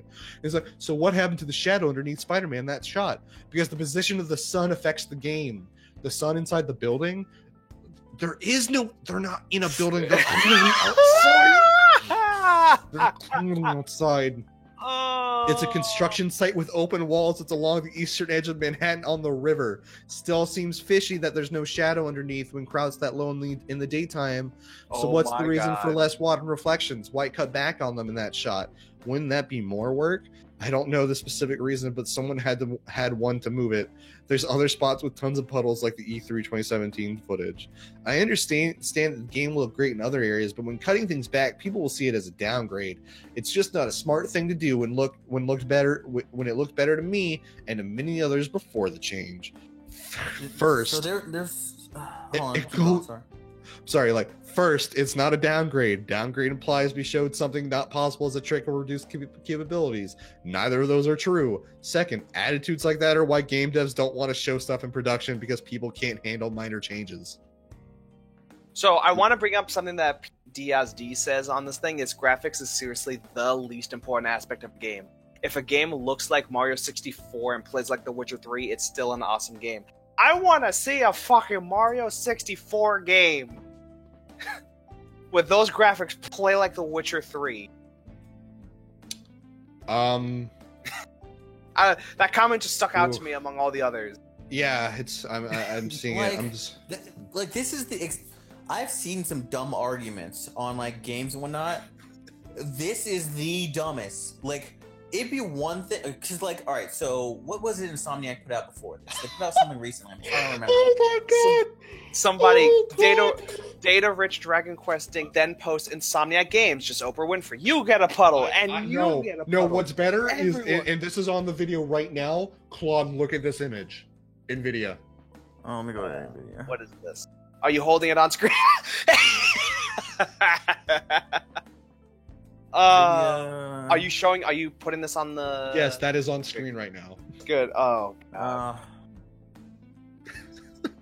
For those of you who are listening to this rather than watching it, it is the scene, the specific clip where people have been arguing over, but the bad guys are standing on top of a huge ass fucking flood of water.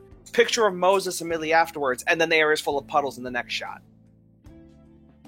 Yeah, this is just a fucking stupid argument. You really.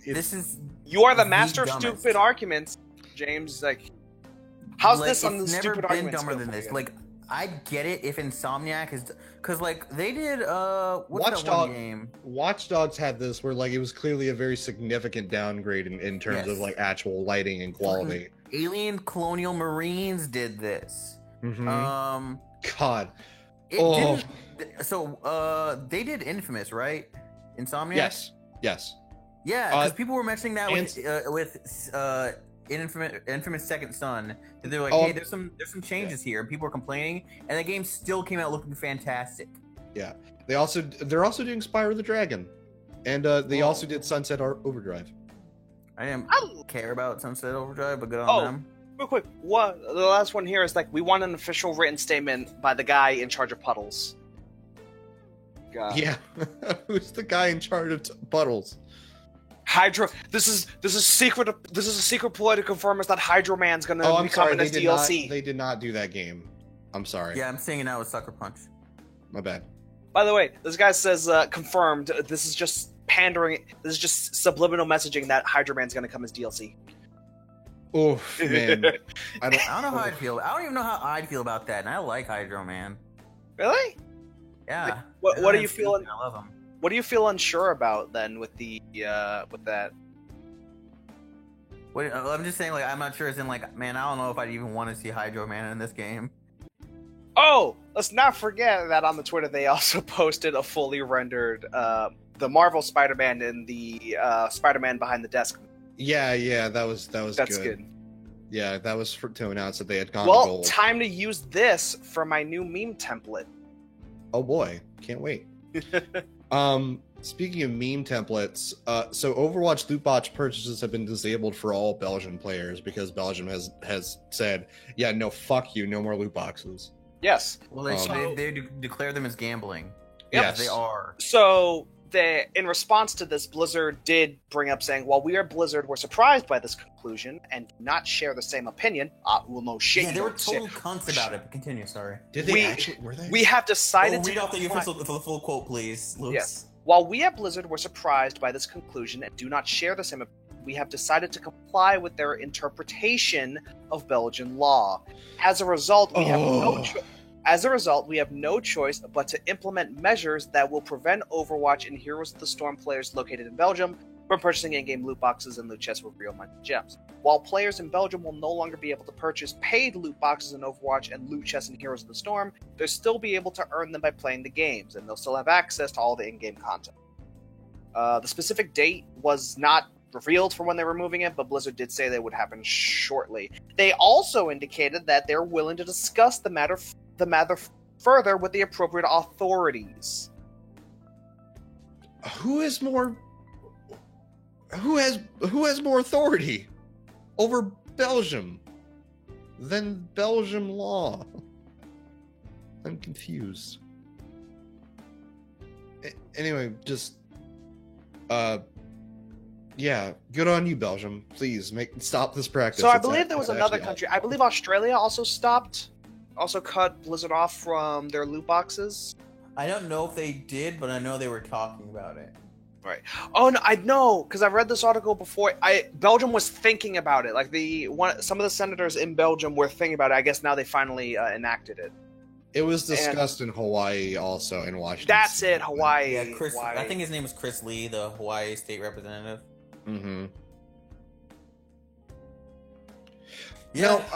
Get fucked. Anyone who still uses loot boxes, just here let it us is. buy the thing outright. Seriously. Here it is. We Like, also and they've done it before because there's. that's what they- I'm sorry, Lewis. I don't mean to interrupt you, but Yeah. like I just see this in the articles, like the Pink Mercy skin, which I only knew about recently, but like that was made breast to cancer benefit. one.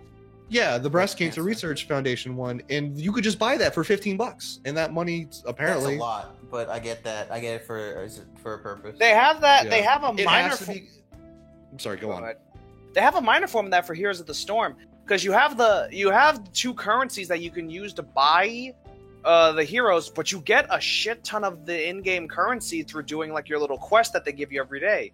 They go from like 3 to 800 depending on how difficult or long they take. And then an average hero, depending on the hero, it'll cost like from 2 to up to the maximum like 20,000 in-game gold, which it's be a lot, but you can still spend money for the premium currency to buy the heroes a little bit quicker. Yeah. So you don't need the loot boxes and shit to get your stuff, although you get one every level, and with how fast you level, you get a shit ton of them, to be honest. Yeah. But yeah, Is- like So Heroes does it fine, but in Overwatch you have just the one currency to get shit. you have the one currency, and like the whole gameplay loop is level up, get a loot box, level up, get a loot box, and it's just there's no Like Yeah, the but- only thing I like Overwatch about for like their like content stuff is Mhm. that every update for characters and maps and game modes is all free. It's the only thing I'm like, you know what? You guys are solid on that. I mean, the game plays well, yeah, but like if they had just not had the loot box thing and instead was like here, I mean, I'm not a fan of premium currencies really, but even if that was a thing there, I would much rather prefer that than like hey, let me spend what's the 20. max you can spend? You can. I know this. The 50? maximum. No. Yeah. It was. I think it was either 40 or no. I think it was actually 100. No. Fuck. to spend in Overwatch. Spend an Overwatch. Yeah, I think it was like $40 to $50. For Let me loot see. boxes. Let me see real quick. Let me just log into Overwatch real quick. Looking it up. Like the fact that you can spend that much money and it's only randomized, and you have to either hope you get enough duplicates or like money from like Yeah. chests, loot Mhm. boxes to buy the thing you want. That's disgusting, and I hate it. Yeah. Mhm. So I'm glad that they don't do this for any of their other games. I don't know about Hearthstone because I don't play Hearthstone, but at the very least, for StarCraft with the co-op commanders, you just play a straight money to get a co-op commander that you want, and then you can play them as much as you want up to level 5. That's like your trial period, and then you have to buy them.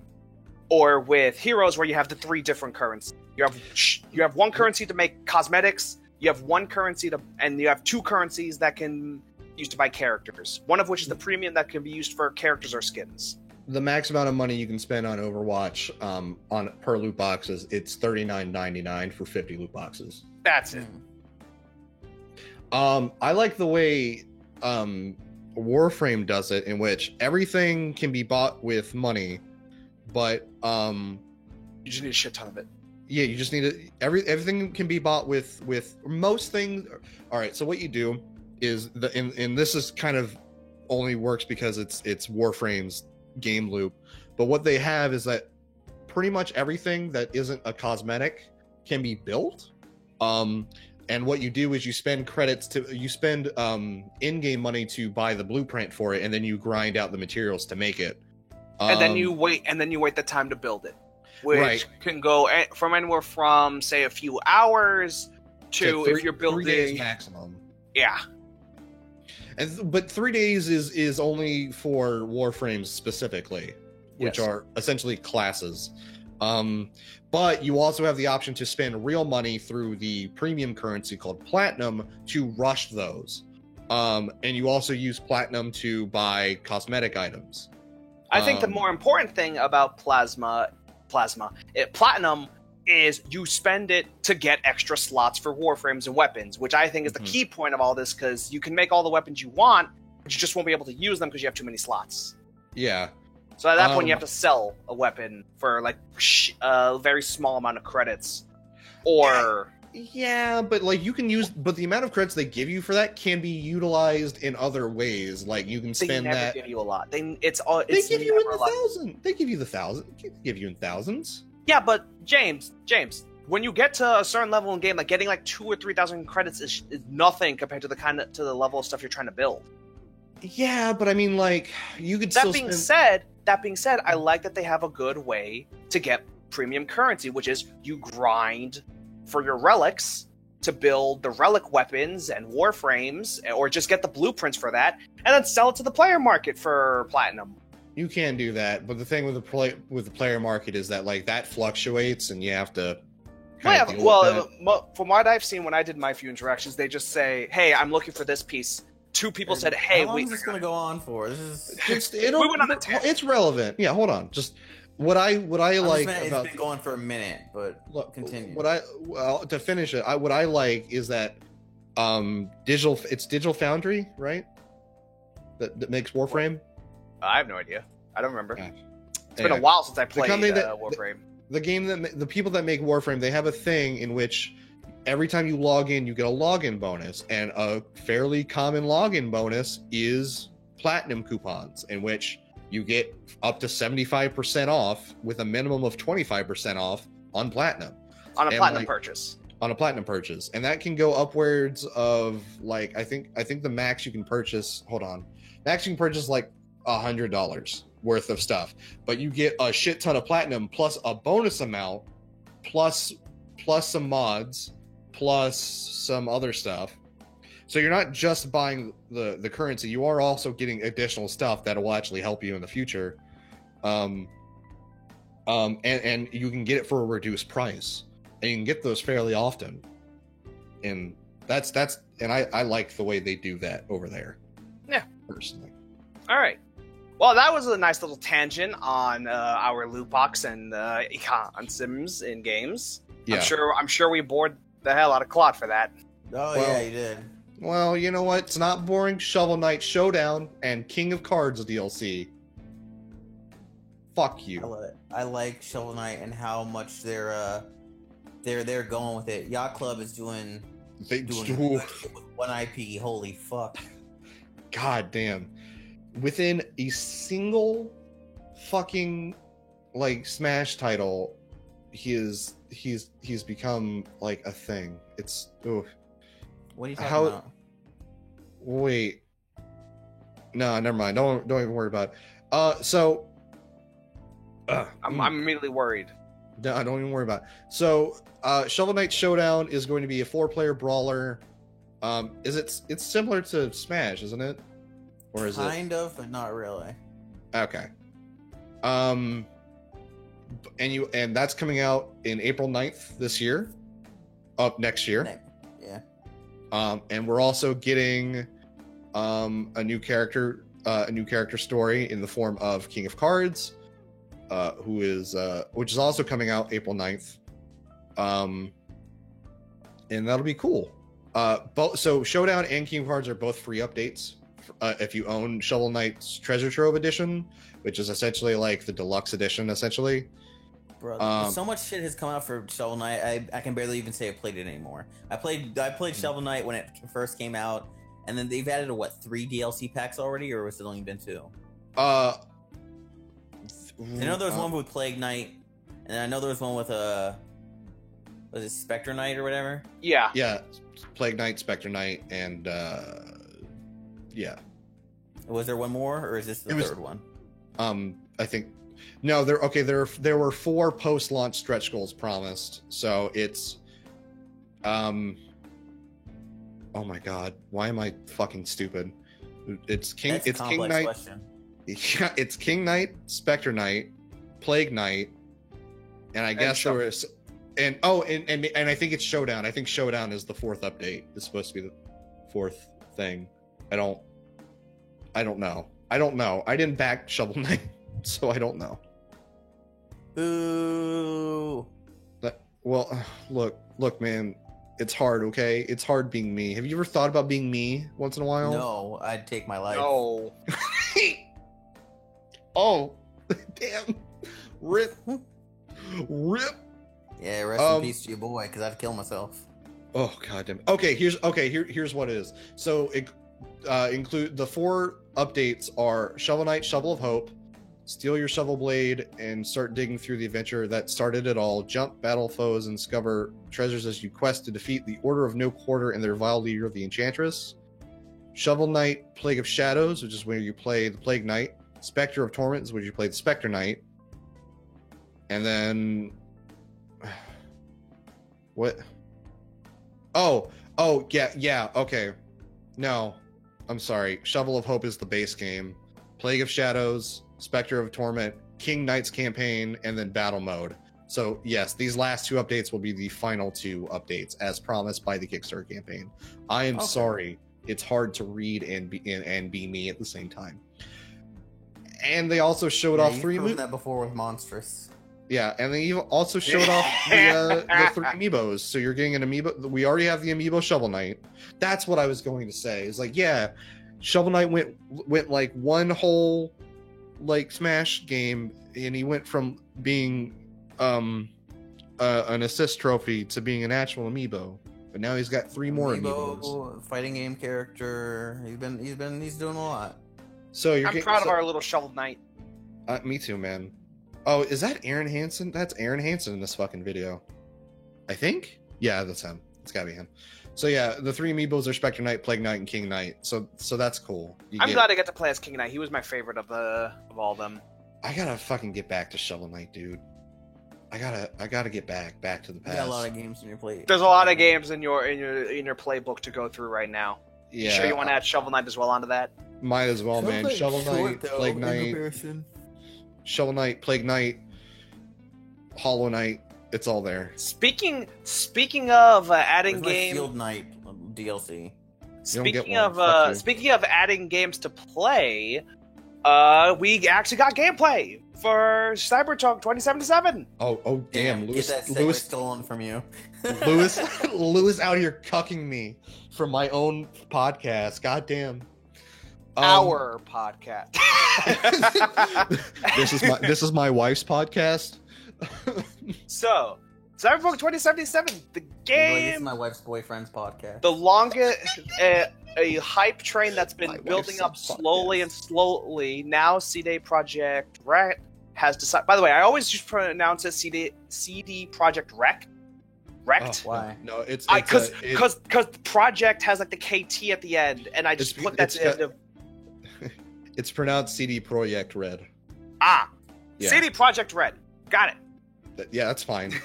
So the gameplay, which I recently just saw this morning, Yep. looks super good.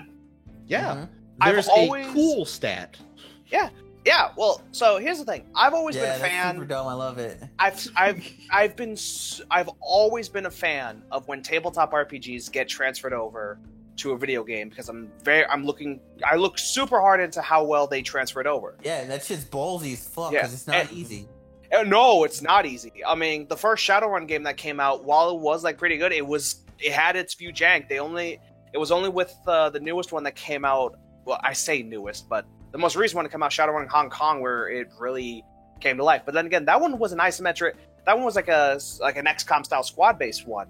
The only other one that I could think of that came out recently like that was BattleTech, which adapted the Mech Warrior game. But this one, they're going for the first person RPG of a tabletop RPG. That's pretty ballsy. And Yeah, from what they show, it looks really good. Yeah, the fact that you can choose like your character's backstory to like, they only show like a choice of 3 for each, Mhm. but like childhood hero, key life event, and why you're in Night City. That's pretty That's cool. really all you need. I really want to see how Childhood Hero is gonna change things. I want to know what that one specifically does. 'Cause Yeah. I think under the one they showed in the video, it was like Samurai something. Samurai rocker boy Yeah. named Johnny Yeah. Silverhand. So, I don't know if any of you guys ever looked at anything of the Cyberpunk 2020 like rules at No. all. Nope. Okay, so I didn't look too much into it, but I didn't like go deep into the lore of it. I just wanted to look at the mechanics because me and the guys were thinking of running it, and it's really interesting because if you know Shadowrun, it's very similar to Cyberpunk 2020, or Cyberpunk 2020 is very one or the other. They're both the Cyberpunk. They both have the Cyberpunk feel to it. They both have the kind of melding of technology and your body. Although there are key differences. For one thing, there's no orcs in Cyberpunk 20. Mhm. I'm sad about that, but hey, different universes. I'm really Yeah. excited. The one thing so from when I saw the gameplay and everything else that's going on, the thing I'm most interested in is how customized your character gets with the cyber implants. Because What? in Shadowrun, They make it seem like it's gonna be super deep. Yeah. And like they talk about like there's 3 different classes that you can pick from, or 3 different skill sets: techie, solo, and netrunner. By the way, Yeah. netrunner, great name for saying hacker. Netrunner is amazing.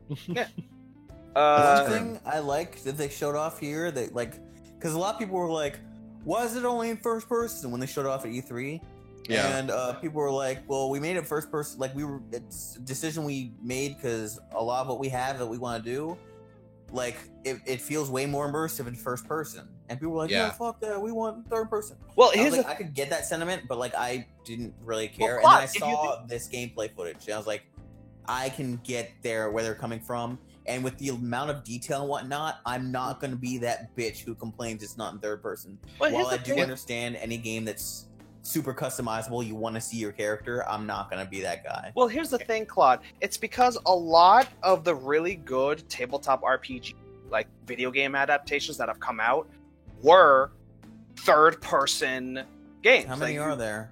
You have the Baldur's Gate series, which is based off of second edition D&D. You have the Icewind Dale, which is based off, I believe, like second edition, getting close to third edition D.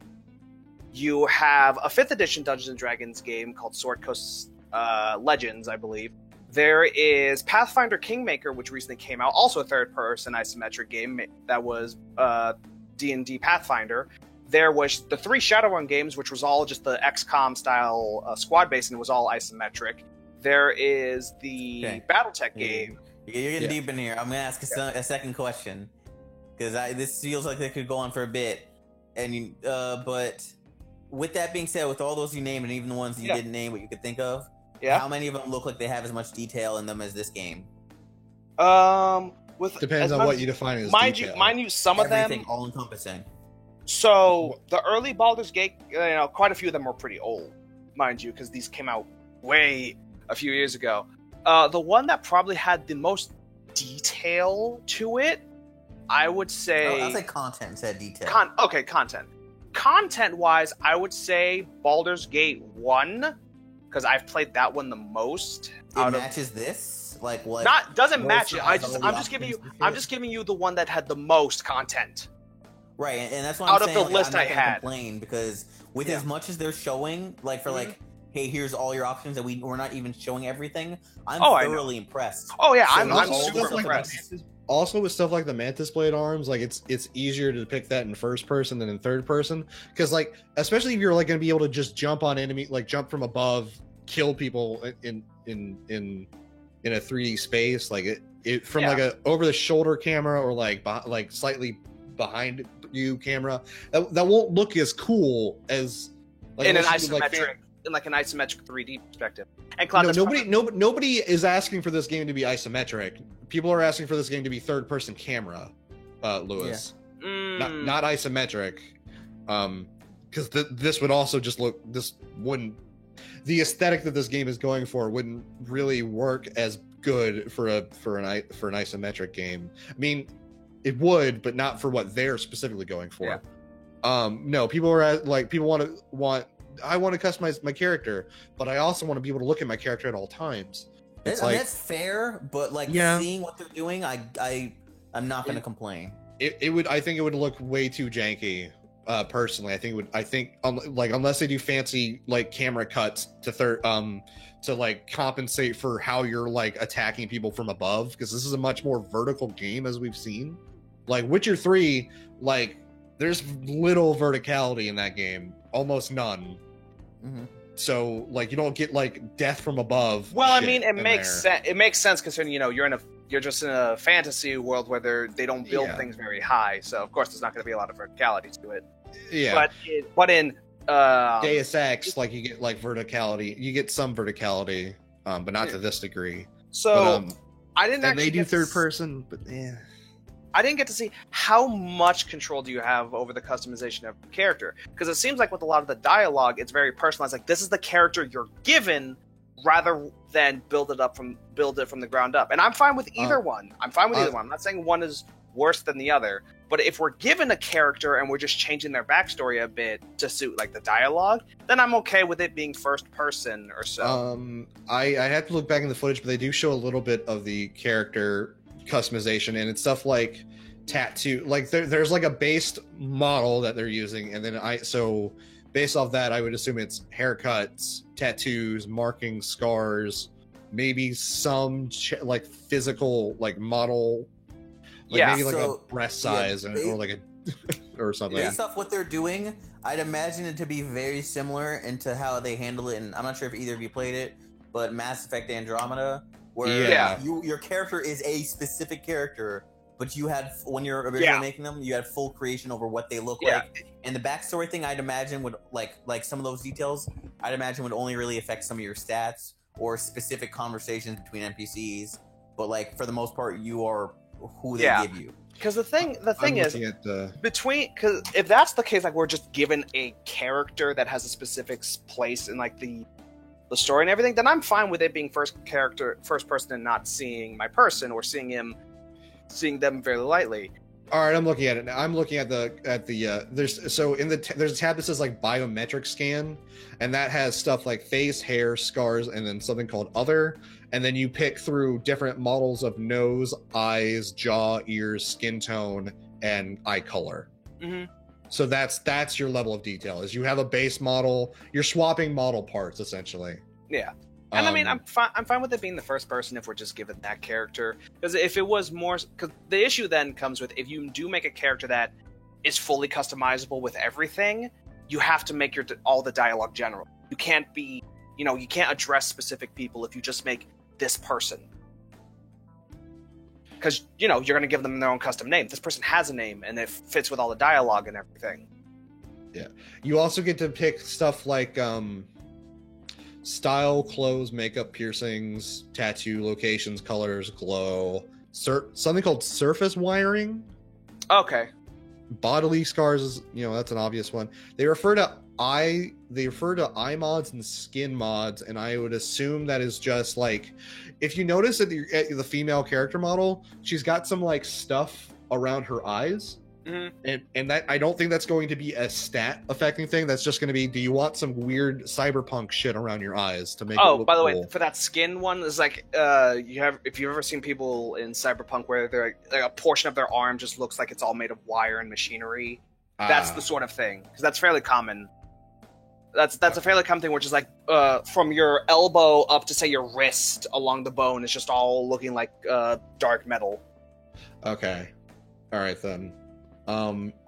So yeah, and then if you look at like something called biostats, that's where you actually determine your strength, constitution, intelligence, cool, tech, and reflexes. Yeah. So yeah, it's Dark Souls character creation. It's not fucking Final Fantasy 14 character creation where it's just like a bunch of different shit. You're getting pretty basic stuff. But that being said, because if you remember from the video, she goes in to get the grip on her hand and the new augmented eye. Yeah, that looked great, by the way. Yeah, and I'm disappointed that that's probably going to be a one-time thing. I would love if that's every time. There's just the thing I loved about it. Yeah, I hope that's something else that they do. It doesn't have to be like your entire arm will get cybered or you have to see every single implant. But as you get like more implants into your arms, either or your legs, you'll just see that your arm's getting a little bit more cybered up. I imagine you could see that. Yeah, I hope that's something, because that's just something really nice. When I'm shooting, I'll see, say, my thumb, and my thumb has some type of cybernetic that I installed there. It's like, oh, there it is on my left thumb, not on both thumbs, the hand that I wanted it on. Or maybe during the few like third-person scenes, like when they showed it in the opening when she gets up from bed, it's like, oh look, my entire bottom jaw was augmented. There's that metallic jaw that I got. Yeah, metallic. Are you bearing underbite? I was gonna go for lockjaw, but I guess that works too. I would like but to venture you know what I mean, Claude. You know what I mean, Claude. Like if I cyber up a part, I'd like to see that thing in the cutscenes and everything. Based on what they're going for, and the fact that we get to like physically see the grip installed, I feel like we're going to be able to see that reflect in the because like from a menu standpoint, like I feel like we're going to be able to see like her appearance, like our player model, and then like this, like as we scroll through cybernetics, we'll see how that changes. Maybe I'm hoping it'd be cool, because I always love that in RPGs where like, oh, I got a new outfit item, or like I got a new shirt, and then I put the shirt on and my character model changes to reflect that. I love that. I remember when I first experienced something that wasn't that, because for some reason I just expected that to be the case, and I played Dragon Quest 9 and that doesn't happen. I was like, oh that, but am I wearing it? And then I have to look back at my items like, I am wearing it. Oh man. I think for a while I just accepted the fact that like I would look like what I look like and I didn't think about it. And then the first game that made me think about it was Final Fantasy X. I'm like, am I? That's a different sword. And I was like, yeah. And that's when I started looking for it. And if it wasn't there, I didn't expect it or not, but I'd be more impressed if like those details of change were there. What do you mean you're not going to draw a brand new sprite for me, Final Fantasy 1 for the Nintendo? Man, this is bullshit. Man, fuck this game. I hope Square goes under. No, but then they'll come back with a new game, and it's going to be the new franchise. No, Claude. I mean that Final Fantasy 1 when it came out, meaning it was literally meant Square might have gone under if it didn't sell well. That's what I meant. That was the joke. Well, Square wouldn't have. Okay. Yes, that's why it's called Final Fantasy. Have you not? It's Final Fantasy for the director. That was gonna be his last attempt, not Square's last attempt. But it was when Square was going under financial troubles.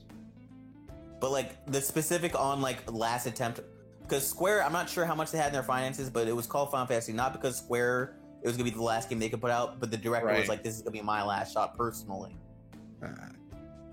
It wasn't really tied to the company. I know what you're talking about, though. Okay, that's fine. As long as you understand that. Anyway, yeah, Cyberpunk looks great. Fucking vehicle combat, being able to stick my head out and shoot at people. Oh yeah, that was probably one of the most impressive things to me because I didn't expect I'd be able to drive. And it was so clean too. And the fact they were like, "Yeah, no, you're gonna do some shit, and people will not be happy." Like I'm like, that's gonna be dope, just driving. Because I think it happened in like one of the games I was playing.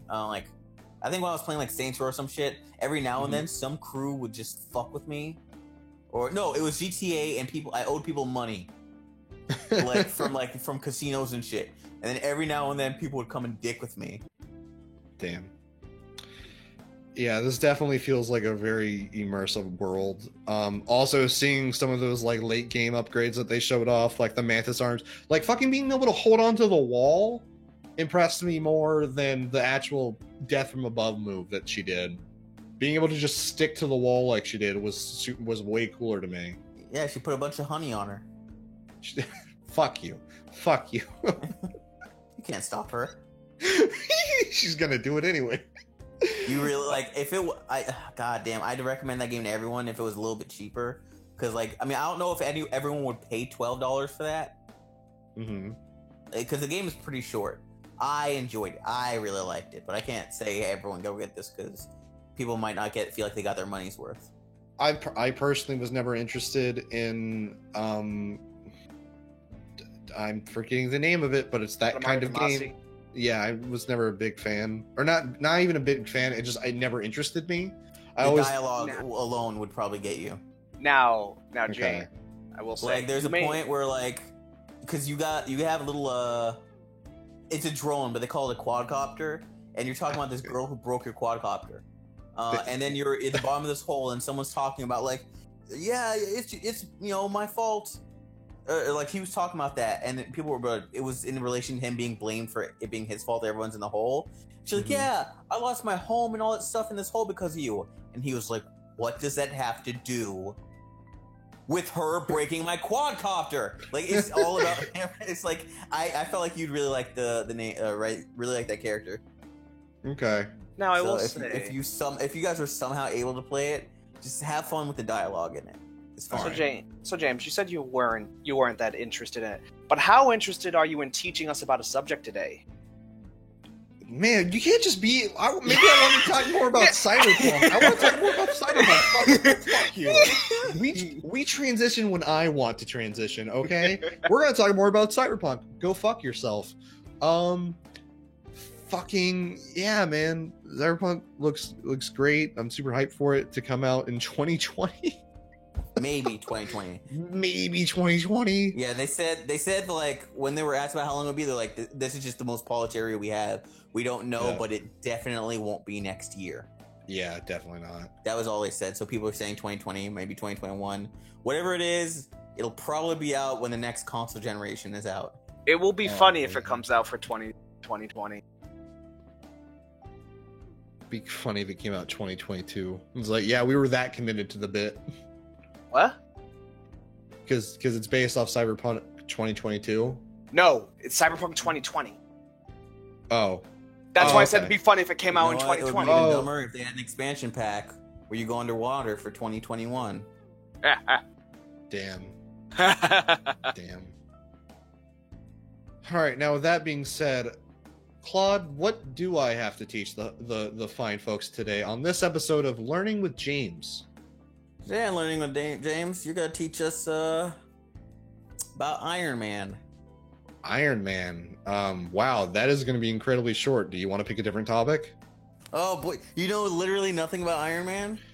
Yeah. Teach us about the Avengers, not the movie though. Oh, okay. Geez. We've got Captain America, Iron Man, Thor, Hulk.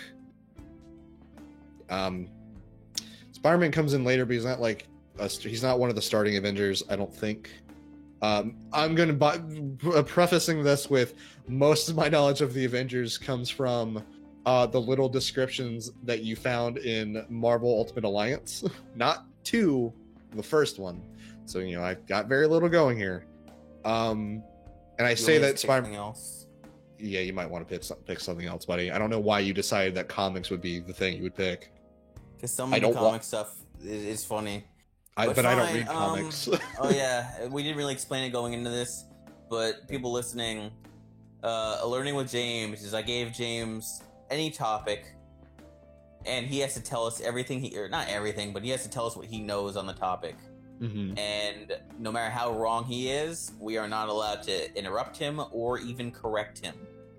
The only reason I interrupted is because I was like, you know, maybe this isn't gonna go well. Yeah. So with that out of the way, what else do I have here that you might even know? Let me get off all superhero characters and superheroes in general. Yeah. I don't know. Tell us about the Renaissance. The Renaissance? Okay. Oh boy, now my interest is. Jeez. How angry will I get today? So Italian Renaissance, correct? No, the Renaissance. The Renaissance. No correcting him. Just go, James. You were just asking for confirmation. Well, all right. Okay. Well, the Renaissance was a time in which, what was it? A move towards more scientific study, more focus on the arts. Renaissance art has a very. Oh man, I hope we're talking about the fucking Italian Renaissance, because otherwise this would be fucked up if Claude wants me to talk about fucking the dark ages. But I'm going to operate on the assumption that it's the Italian-based Renaissance. I don't know. It's not even Italian because it was all over Europe, but I say Italian just because I played Assassin's Creed 2, and that took place in Italy, so it must have been the Italian Renaissance. Anyway, a lot of oh yeah. I don't know shit about the Renaissance, so yeah. Let's say I'm gonna throw shit out there. I think the art style, the Baroque art style, originated during the Renaissance. I at least can't tell the fucking difference between Baroque art and other traditional art. Yeah. Let's see. The Medici family owned all the banks during the Renaissance, and I know that from Assassin's Creed 2 Brotherhood. Let's see. Leonardo da Vinci existed during the Renaissance. He was a cool guy. Leonardo da Vinci made the Vitruvian Man. Is it Vitruvian? It's either Vitruvian or Veruvian. It's not Venetian. It's Vitruvian. We're gonna say Vitruvian Man, and that's the really famous one with the guy and his arms and legs and like posing in all the different ways. He was also a brilliant inventor, brilliant painter, just brilliant in general. You also had Raphael, I believe, was also in the Renaissance. Picasso was not in the Renaissance. Picasso was in like the 60s, so not the Renaissance. You got Donatello is also in there. And let's see. Just remember the Ninja Turtles. Don't say anything. It doesn't matter because that's actively what I've been doing. I've been trying to remember the Ninja Turtles. No, you have to be allowed to go uninterrupted. Donatello and Michelangelo. Michelangelo was also in there. Let's see what else. Fucking I think that's about it. I think that's about all I got. Well, y'all learned with James, and you should feel all the smarter and or dumber. I don't. That's it. I feel like after I'm done with my explanation, No. it would be funnier if I am corrected No. because I feel I Big discuss. Don't worry, No. you'll be corrected when the podcast is over. but the viewer doesn't get that experience of me being corrected. Well, excuse me, but I think the average viewer is smart enough to know when you're wrong. Like absolutely. That's not wrong on shit. necessarily. Well, yeah, but also like there are some things where it's just like like the Spider-Man one. I said some things that were like kind of half correct in a few cases. And it's like somebody could just see that and just be like, "Oh, that makes sense."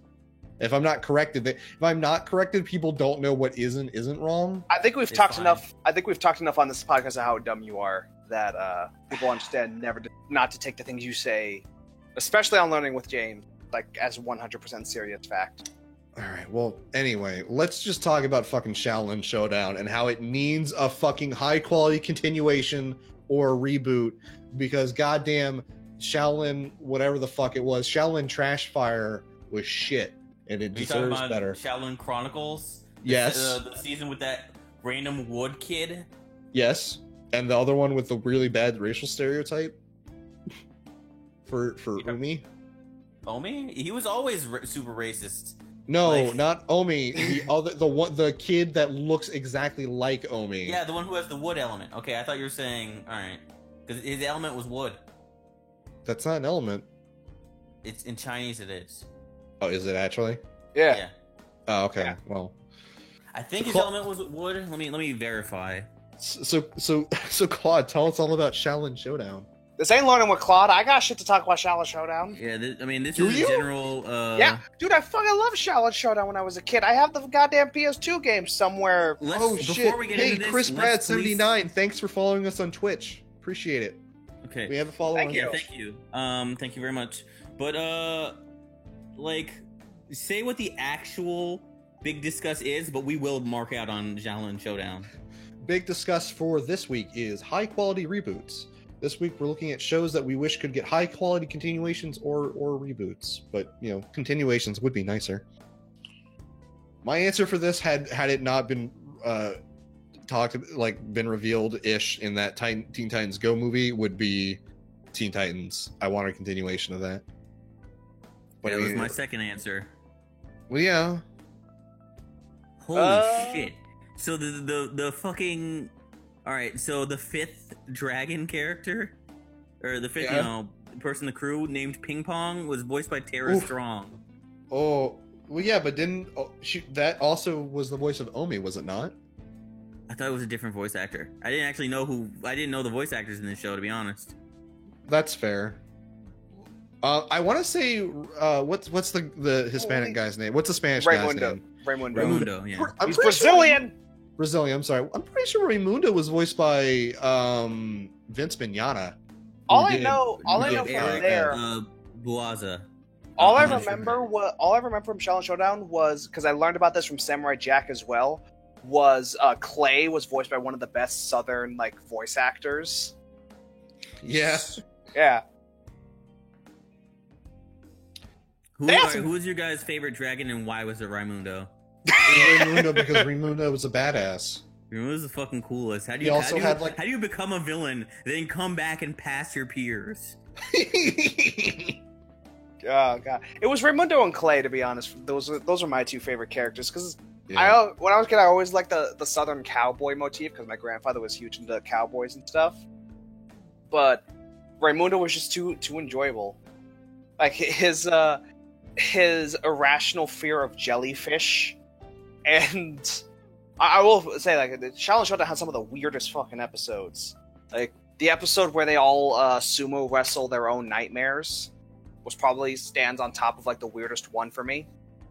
They're Yeah. all fantastic, man. Yeah. And Oh, like they're fantastic. They were just weird. fantastic. It's like, what was it? Clay's worst nightmare was his grandma, so he was sumo wrestling his grandmother. Omi's worst nightmare was a Was damn squirrels. squirrel. Was a squirrel.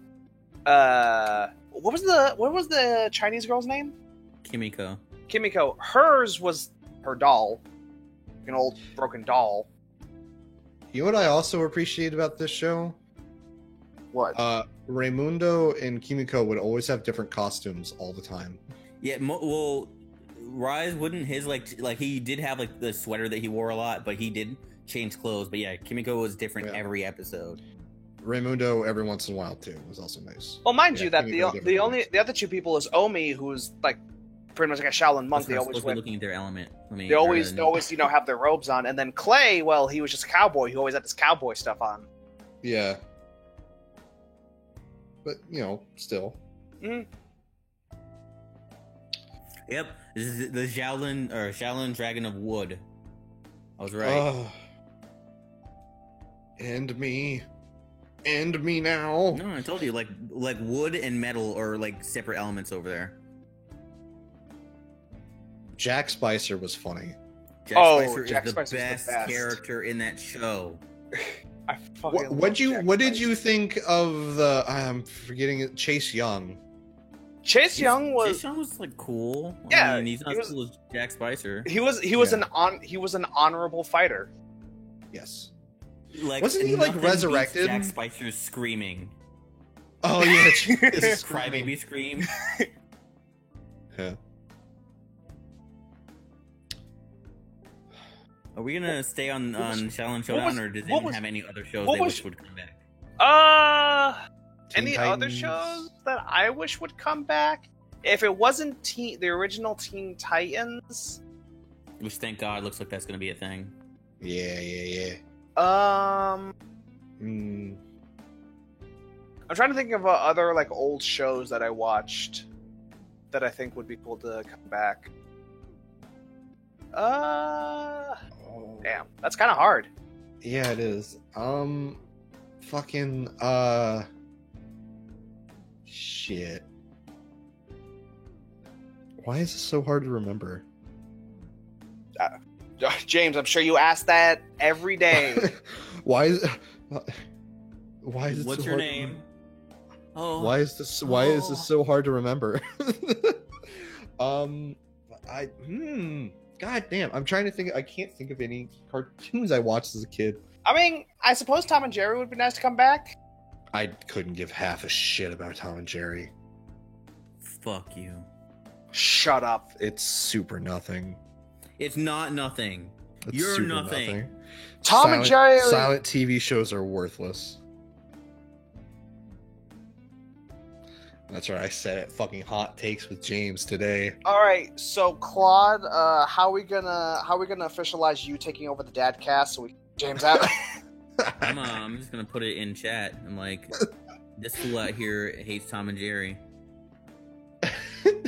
I fucking love Tom and Jerry. It was the only show me and my grandmother could watch together. Mm. What was that? What? You know Why what that needs a thing was good so- reboot? You know what needs a good reboot, you guys? Dragon Ball Z. Let's get a new series out there and remake the whole thing and make it better. What do you guys think? Shut up. All right, Lewis. Outside of Tom and Jerry, anything else that really gets to you? I don't know. As a kid, I really liked the show Code Lyoko, but after looking back, Yes, at it, Code Lyoko needs a reboot, but it needs to be good this time. I couldn't, because their heads freaked me out. I know. I was about to say like, they'd this have looks to so scale. bad. I don't They'd like have to this. scale. So here's the thing. I remember the show fondly, but then I was finally watched. There was a guy who goes over old shows and stuff, and he was watching it with his friend. And all they talked about when his friend showed him the first episode was just fucking, why are their heads, why are their foreheads so big? Lewis, you know what you need to do? What? You need to go into Photoshop. You need to take a single frame from any episode of Code Lyoko, Yeah. circle somebody's head with the pen, Yeah. with not the pen tool, the select tool, and then just content aware scale down. See what happens. God, like looking back on it, their foreheads were fucking massive. Yeah. Yeah, they looked terrible. It made it really hard to have a crush on the one girl when her fucking 5 head was. Oh, oh. They were all the villains from Mars Attacks. James, it's hard looking at your girlfriend's face when her forehead's reflecting sun right back in your eyes. Dude, fucking. Oh. By the way, I gotta say my favorite person was Jim, the gym coach. Oh yeah, he was pretty. Oh, good. he threw out a hella shade and he didn't give a shit about stuff. I think there was one scene where he was stuck with that one bitchy girl that had a crush on one of the guys, and she's like, Yeah. "I always wanted my own friends, you know, and Ulrich's friends, they seem all close together, and I just want that. You understand?" He just like is putting barricades. No, hey, can you hand me that piece of wood? It was super good.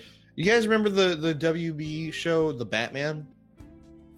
Oh yeah, Yeah. where everyone was like spindly, tiny, and teenage. No.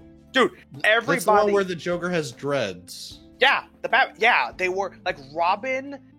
Robin Showed up in like. All right, I never saw Robin or Batgirl. Robin, I didn't watch that. Batgirl, and Poison Ivy were all like 12-year-old or 12-year-olds with how small they were. And what? In The Batman. All right, so Skylar can't listen to this episode of the podcast. It had a bomb-ass opening, I will say. The first season had a bomb-ass opening. That show actually scared me for a bit because of the Batman vs. Dracula was done using the Batman. And the Man-Bat episode freaked me out because of when they did like the Man-Bat vision. I do like that Joker though, because his laugh was really, really good. It was just everything else looked so off. Like Bruce, Bruce was like looked like in his early 20s, mid 20s, and then Poison Ivy was just like a little girl, just like she was super skinny and shit. Some of the villain designs were great. You know what needs to come back? What? Zoids. Remember Zoids? I like Zoids. Zoids was good. What was the pilot's name? It's escaping me right now, but I like his Man, name. I don't even remember. All I remember was Zoids is that. Remember how I told you I would like play out fucking Dragon Ball Z scenes at my desk at school? I've told this story. I would do the same thing, but with Zoids. Well, I mean, Zoids had figurines that you could use and shit. I didn't know that. I just watched the show. So what I would do is remember when like the White Lion Zoid would like have the little golden blade. The Liger Zero. Yeah, the Liger. Yeah, would have the little blade that came out the side. Yeah. His name was Big Cloud. That's stupid. 2-bit cloud. What I would do is like I would just like kind of jump my arm like again like kind of like parallel to my desk. Like God. Not into like the hallway of not into the aisle. Yeah. But like just like kind of pose it in front of myself. And pretend to be the White Liger. Yeah. Yeah, I would. James would have been on the Fuzzy Pandas team. I remember that shit. No. What was that one anime that was on? It might have not even been an anime. It was a mech it was like a mech racing anime. IGPX. Intergalactic IGPX. Yeah. I watched the shit out of that. I have that game on the PS2 and it plays fantastically. I played that the shit. Flash game and I was terrible at it. Wait. So was I. No, wait. Wait, was it the Flash game or was it the PlayStation game? Did you play it on the PlayStation? I can't remember. Was it 3D rendered or was it 2D? Because if it was 2D, it was the Flash game. I can't remember. It might have been the Flash game. All right. I have to play IGPX. Okay, thank you, Lewis. You actually helped me remember what IGPX was. No, it's because that was my favorite fucking mech. That was the first thing that got me into mechs when I was a kid. Yeah, just watching a team of 3 giant mechs duke it out while racing. Wait, what? I always remember these as like being dark blue. I don't remember fucking yellow. Yeah, that was their primary color was yellow. Their secondary was like a dark blue. No, but I remember like a dark blue and like a light blue. What? No. That might have been one of the teams you remember. The teams I remember were Black Egg, where their color scheme was just all black with a specific color trimming. Yeah, I'm looking right now. There were 3. There was the main guy, there was the one angry chick who had the combat mech, and then there was the girl who was like a nimble, speedy mech, and she had a cat that would talk to her. And That's not weird. And then their counter people was a group of guys. The soft, speedy guy was a guy who had a fucking German Shepherd in there who talked to him, and they constantly rivaled with each other. I think those two people might just have like a weird mental illness thing. Okay. Hold on. IPGX Flash game. Now I have to physically see it, and then I'll know. Do you remember this anime, Claude, or did you never watch it? Yeah, it was the Flash game. I knew of it. I watched an episode or two, but it didn't interest me really. I love that game. When I found that there was an IGPX game for a PS2, I picked that shit up, and that was pretty fun. You customized your mechs and shit. You tuned them up. You did the races. You beat the shit out of the famous teams. It was fun. Is it bringing back memories? Oh, dude, you don't even know how many fucking memories are just. Because I always remember one actually. Fight to the finish. Yeah, I have one that I want a reboot of. Yeah, the '90s Spider-Man the animated series. The reason I want a reboot is because I wanted to be rebooted and him to actually allowed to punch people. Oh yeah, he never punches people. No, wait, what? He always like swings into people, and knocks them down, or ties them up. Like he's fucking lame. I want Spider-Man. Where are you playing this game? Legally allowed to shoot people. Where are you playing this game at? I'm not playing anything. Oh, I thought you were playing IGPX. No, I'm not gonna play that. Oh, wait, another one I do want, also Spider-Man related. Not even a reboot. I just want a continuation of the Spectacular Spider-Man. That was like that came out. Was that the 3D? That was the 3D. Oh no, yeah, the Spectacular Spider-Man. Yeah, get that one. Spectacular Spider-Man. Yeah, that was like spectacular. Maybe 5 years ago. Remember that shit was like. Did you ever watch any Spider-Man show? I think it actually has the best. What was that one show of any Spider-Man show I've seen? Did you watch the 3D CGI one? I don't recall that one. You guys? Oh, it's bad. You guys remember JetX? Yes. There was one show on there that I distinctly remember was like racing. It involved racing giant fucking like fire beasts in some shit. That was the main character's choice for his race. I can't remember anything about it, but I played the shit out of that Flash game. Well, this was a nice trip down memory lane. By the way, it's Spider-Man the new animated series. It was initially supposed to be an adaptation of the Ultimate Spider-Man comics. However, after the success of Spider-Man the film, show was reworked to follow that continuity.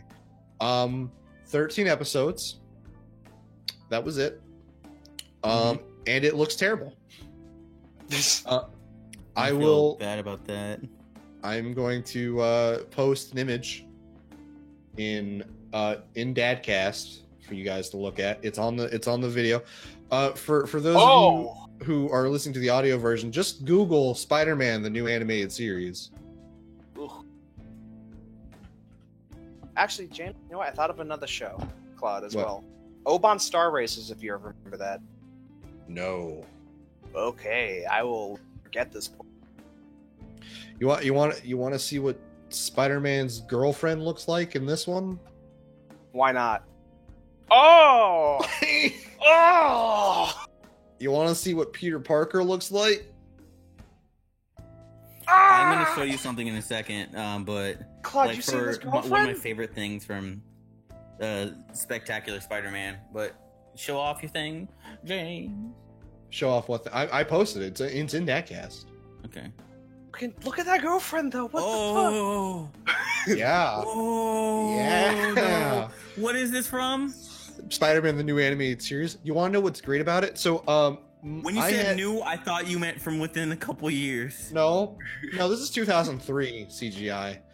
There's the Spectacular Spider-Man that I remember. Yeah, James, just look at that. Go to like 30 seconds and look at that fight. I'm looking at shit it. is savage. Venom That's probably one of my favorite Venoms because I mentioned before about like how I like Venom like showing up and Spider-Man not knowing what to do. There's a point where Spider-Man literally comes home from solving a crime, and like Venom shows like, I know where you live, bitch, and he slaps the shit out of Spider-Man. I'm seeing it around his own house, and then he just leaves. just to show him he could do it. I love Venom so much, and this is one of my favorite iterations of Venom. So fucking slingshotting a helicopter.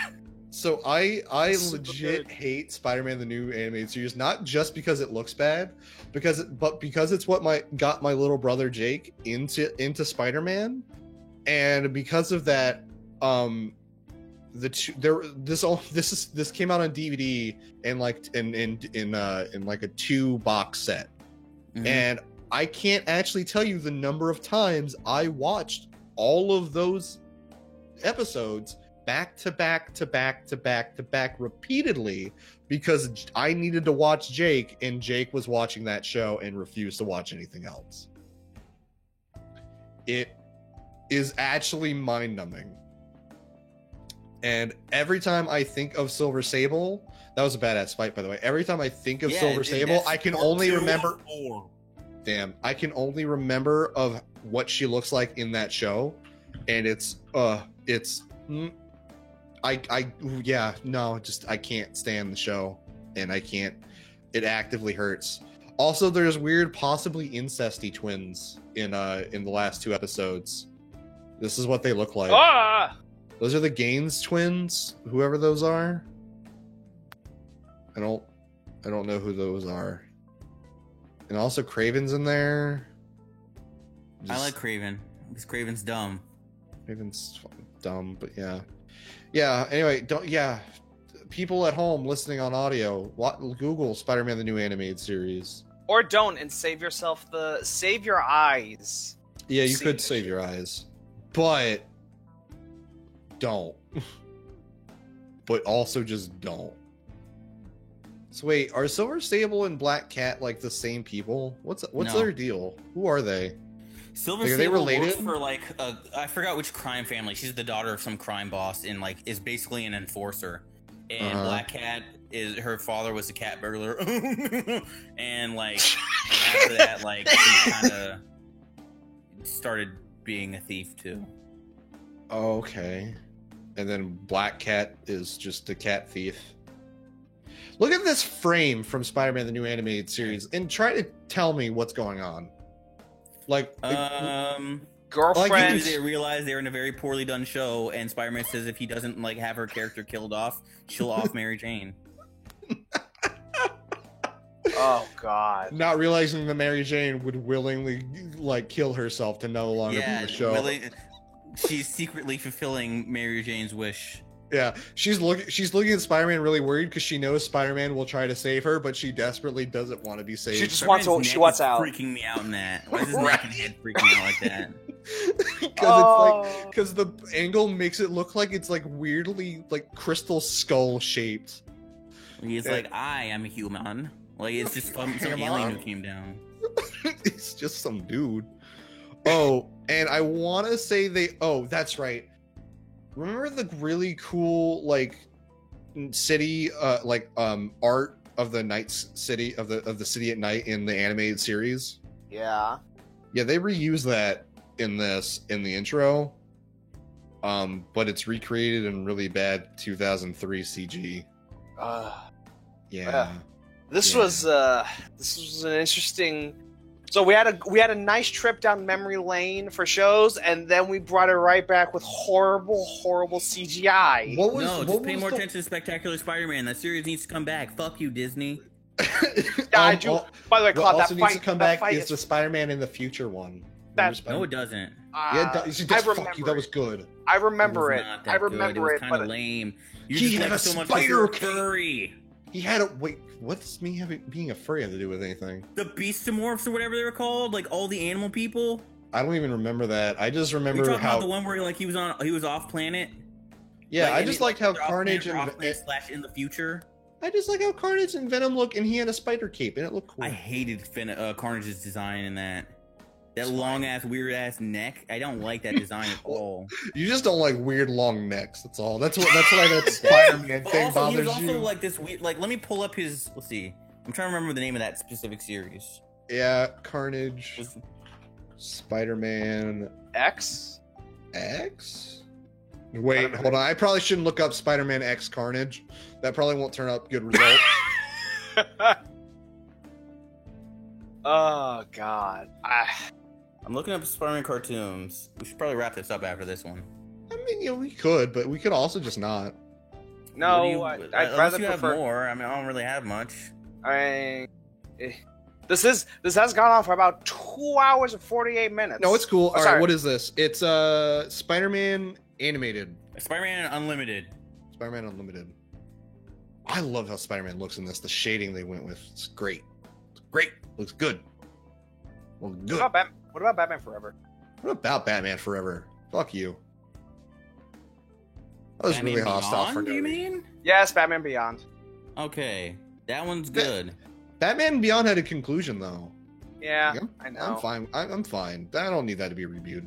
The only thing I didn't like about Batman Beyond was just how many villains they killed off because they, weren't expecting to go on that long. Yeah. So like the cool villains would pop up once, and then that was it. It was only I think 2 or 3 Oh, that popped up they more look than like once. shit. It looked fine. Specifically, Carnage. It looked fine. Lewis, look at Carnage and tell me that looks okay. All right. It looks fine. Look, it's fine. For For those of you who want to see, look up Carnage Spider-Man Unlimited. there's a picture in Dadcast you could. For people Well, I mean, yeah, listening, not listening. everyone listening to Oh, this is listen. in the podcast. Oh, yeah, that's right, people listen. listening at home, just check it out on Discord, on our personal Discord that we haven't shared with people. No, I was about to say you could probably pull it up. No.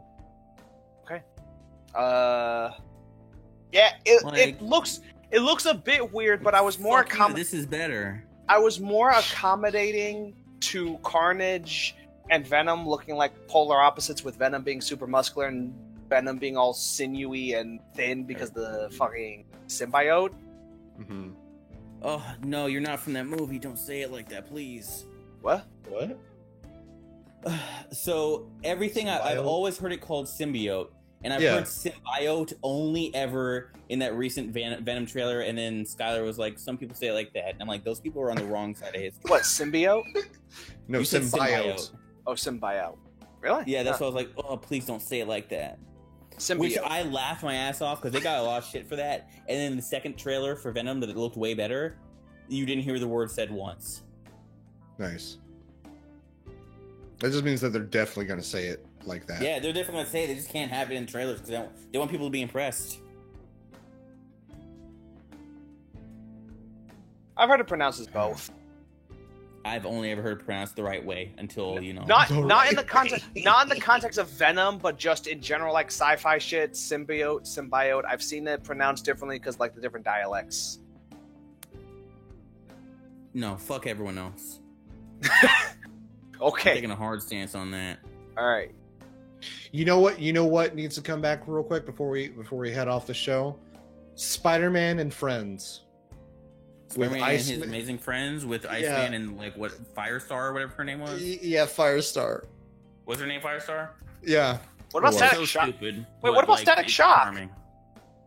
I'd love Static Shock to come back. Nah, Static Shock doesn't need to come back. Yes, it You said that 'cause does. he's black. Yeah. Sure. But no, Static Shock should come back. Absolutely. Static Shock had the best crossovers and shit. Yeah. I was. Yeah, definitely. I missed mean, that. then again, Static miss Shock Static Shock had like an open ending. Yeah, I And then they just guess. never used him. Don't worry about no. Yeah, they never use Static ever, do they? He popped up in Young Rarely. Justice. He popped up in Young Justice, didn't he? He popped up. But no, the person they're gonna run with the black man on the team is Calder. Who? Like Aqualad. Who? He's fun. Oh. Aqualad. Like he's cool, but fuck you. Static Shock was before you, and he's cooler, and his costume's better. His costume is super 90s. his power beats your power. Even when you see his older form, when he looks like a grown man, he looks cool as all hell. Never Have you seen him the adult grown Static up. Shock? I have The man not. with long Look dread. it I'll up. see if I can find a picture. It's really good. Mm. Huh, Also, all right. also, that's back when shows were had like some kind of a message to put out, like when they had the guy with the gun, like the kid who was bullied. Yeah, yeah. Came in. And that came guy in gets with a put in gun. a wheelchair like a bitch. No, he doesn't. Oh wait, no, I'm thinking of Degrassi. My bad. What the fuck? You're thinking about Drake? Yeah, I'm thinking, Why are you I'm thinking thinking about of Degrassi. No, it's like a kid was being bullied, so Yeah, I he brought a remember. gun. I remember. I And gotta then- say yeah. though, when he listed what the bullies did to him, like knowing that this is the '90s, that was some serious shit. Like shoving me in my locker wasn't funny. Yeah, breaking my computer wasn't funny. You have any idea how much a fucking laptop computer costs in the '90s? Yeah, it's probably. I can only find shitty toys. I can't find the picture of him from the. So it's from Justice League Unlimited. Get fucked. Well, yeah, I think that's when Justice League Unlimited did the crossover with Batman Beyond. That Static popped up. Mm-hmm. No, that was. That's in the real Static Shock DC thing. cinematic universe right there. That's the only extended universe I recognize is Justice League. All right. Well, thank you guys I found it. okay, well, thank you guys. You for don't get to joining. end it yet, man. I mean, and when they're like, I don't have anything to add. Do you have Yeah, anything? Here it I is. don't. James Yeah, and Dak. that's He's older. in the middle. All right, That's- yeah, that's pretty hype. That's actually pretty really cool. good.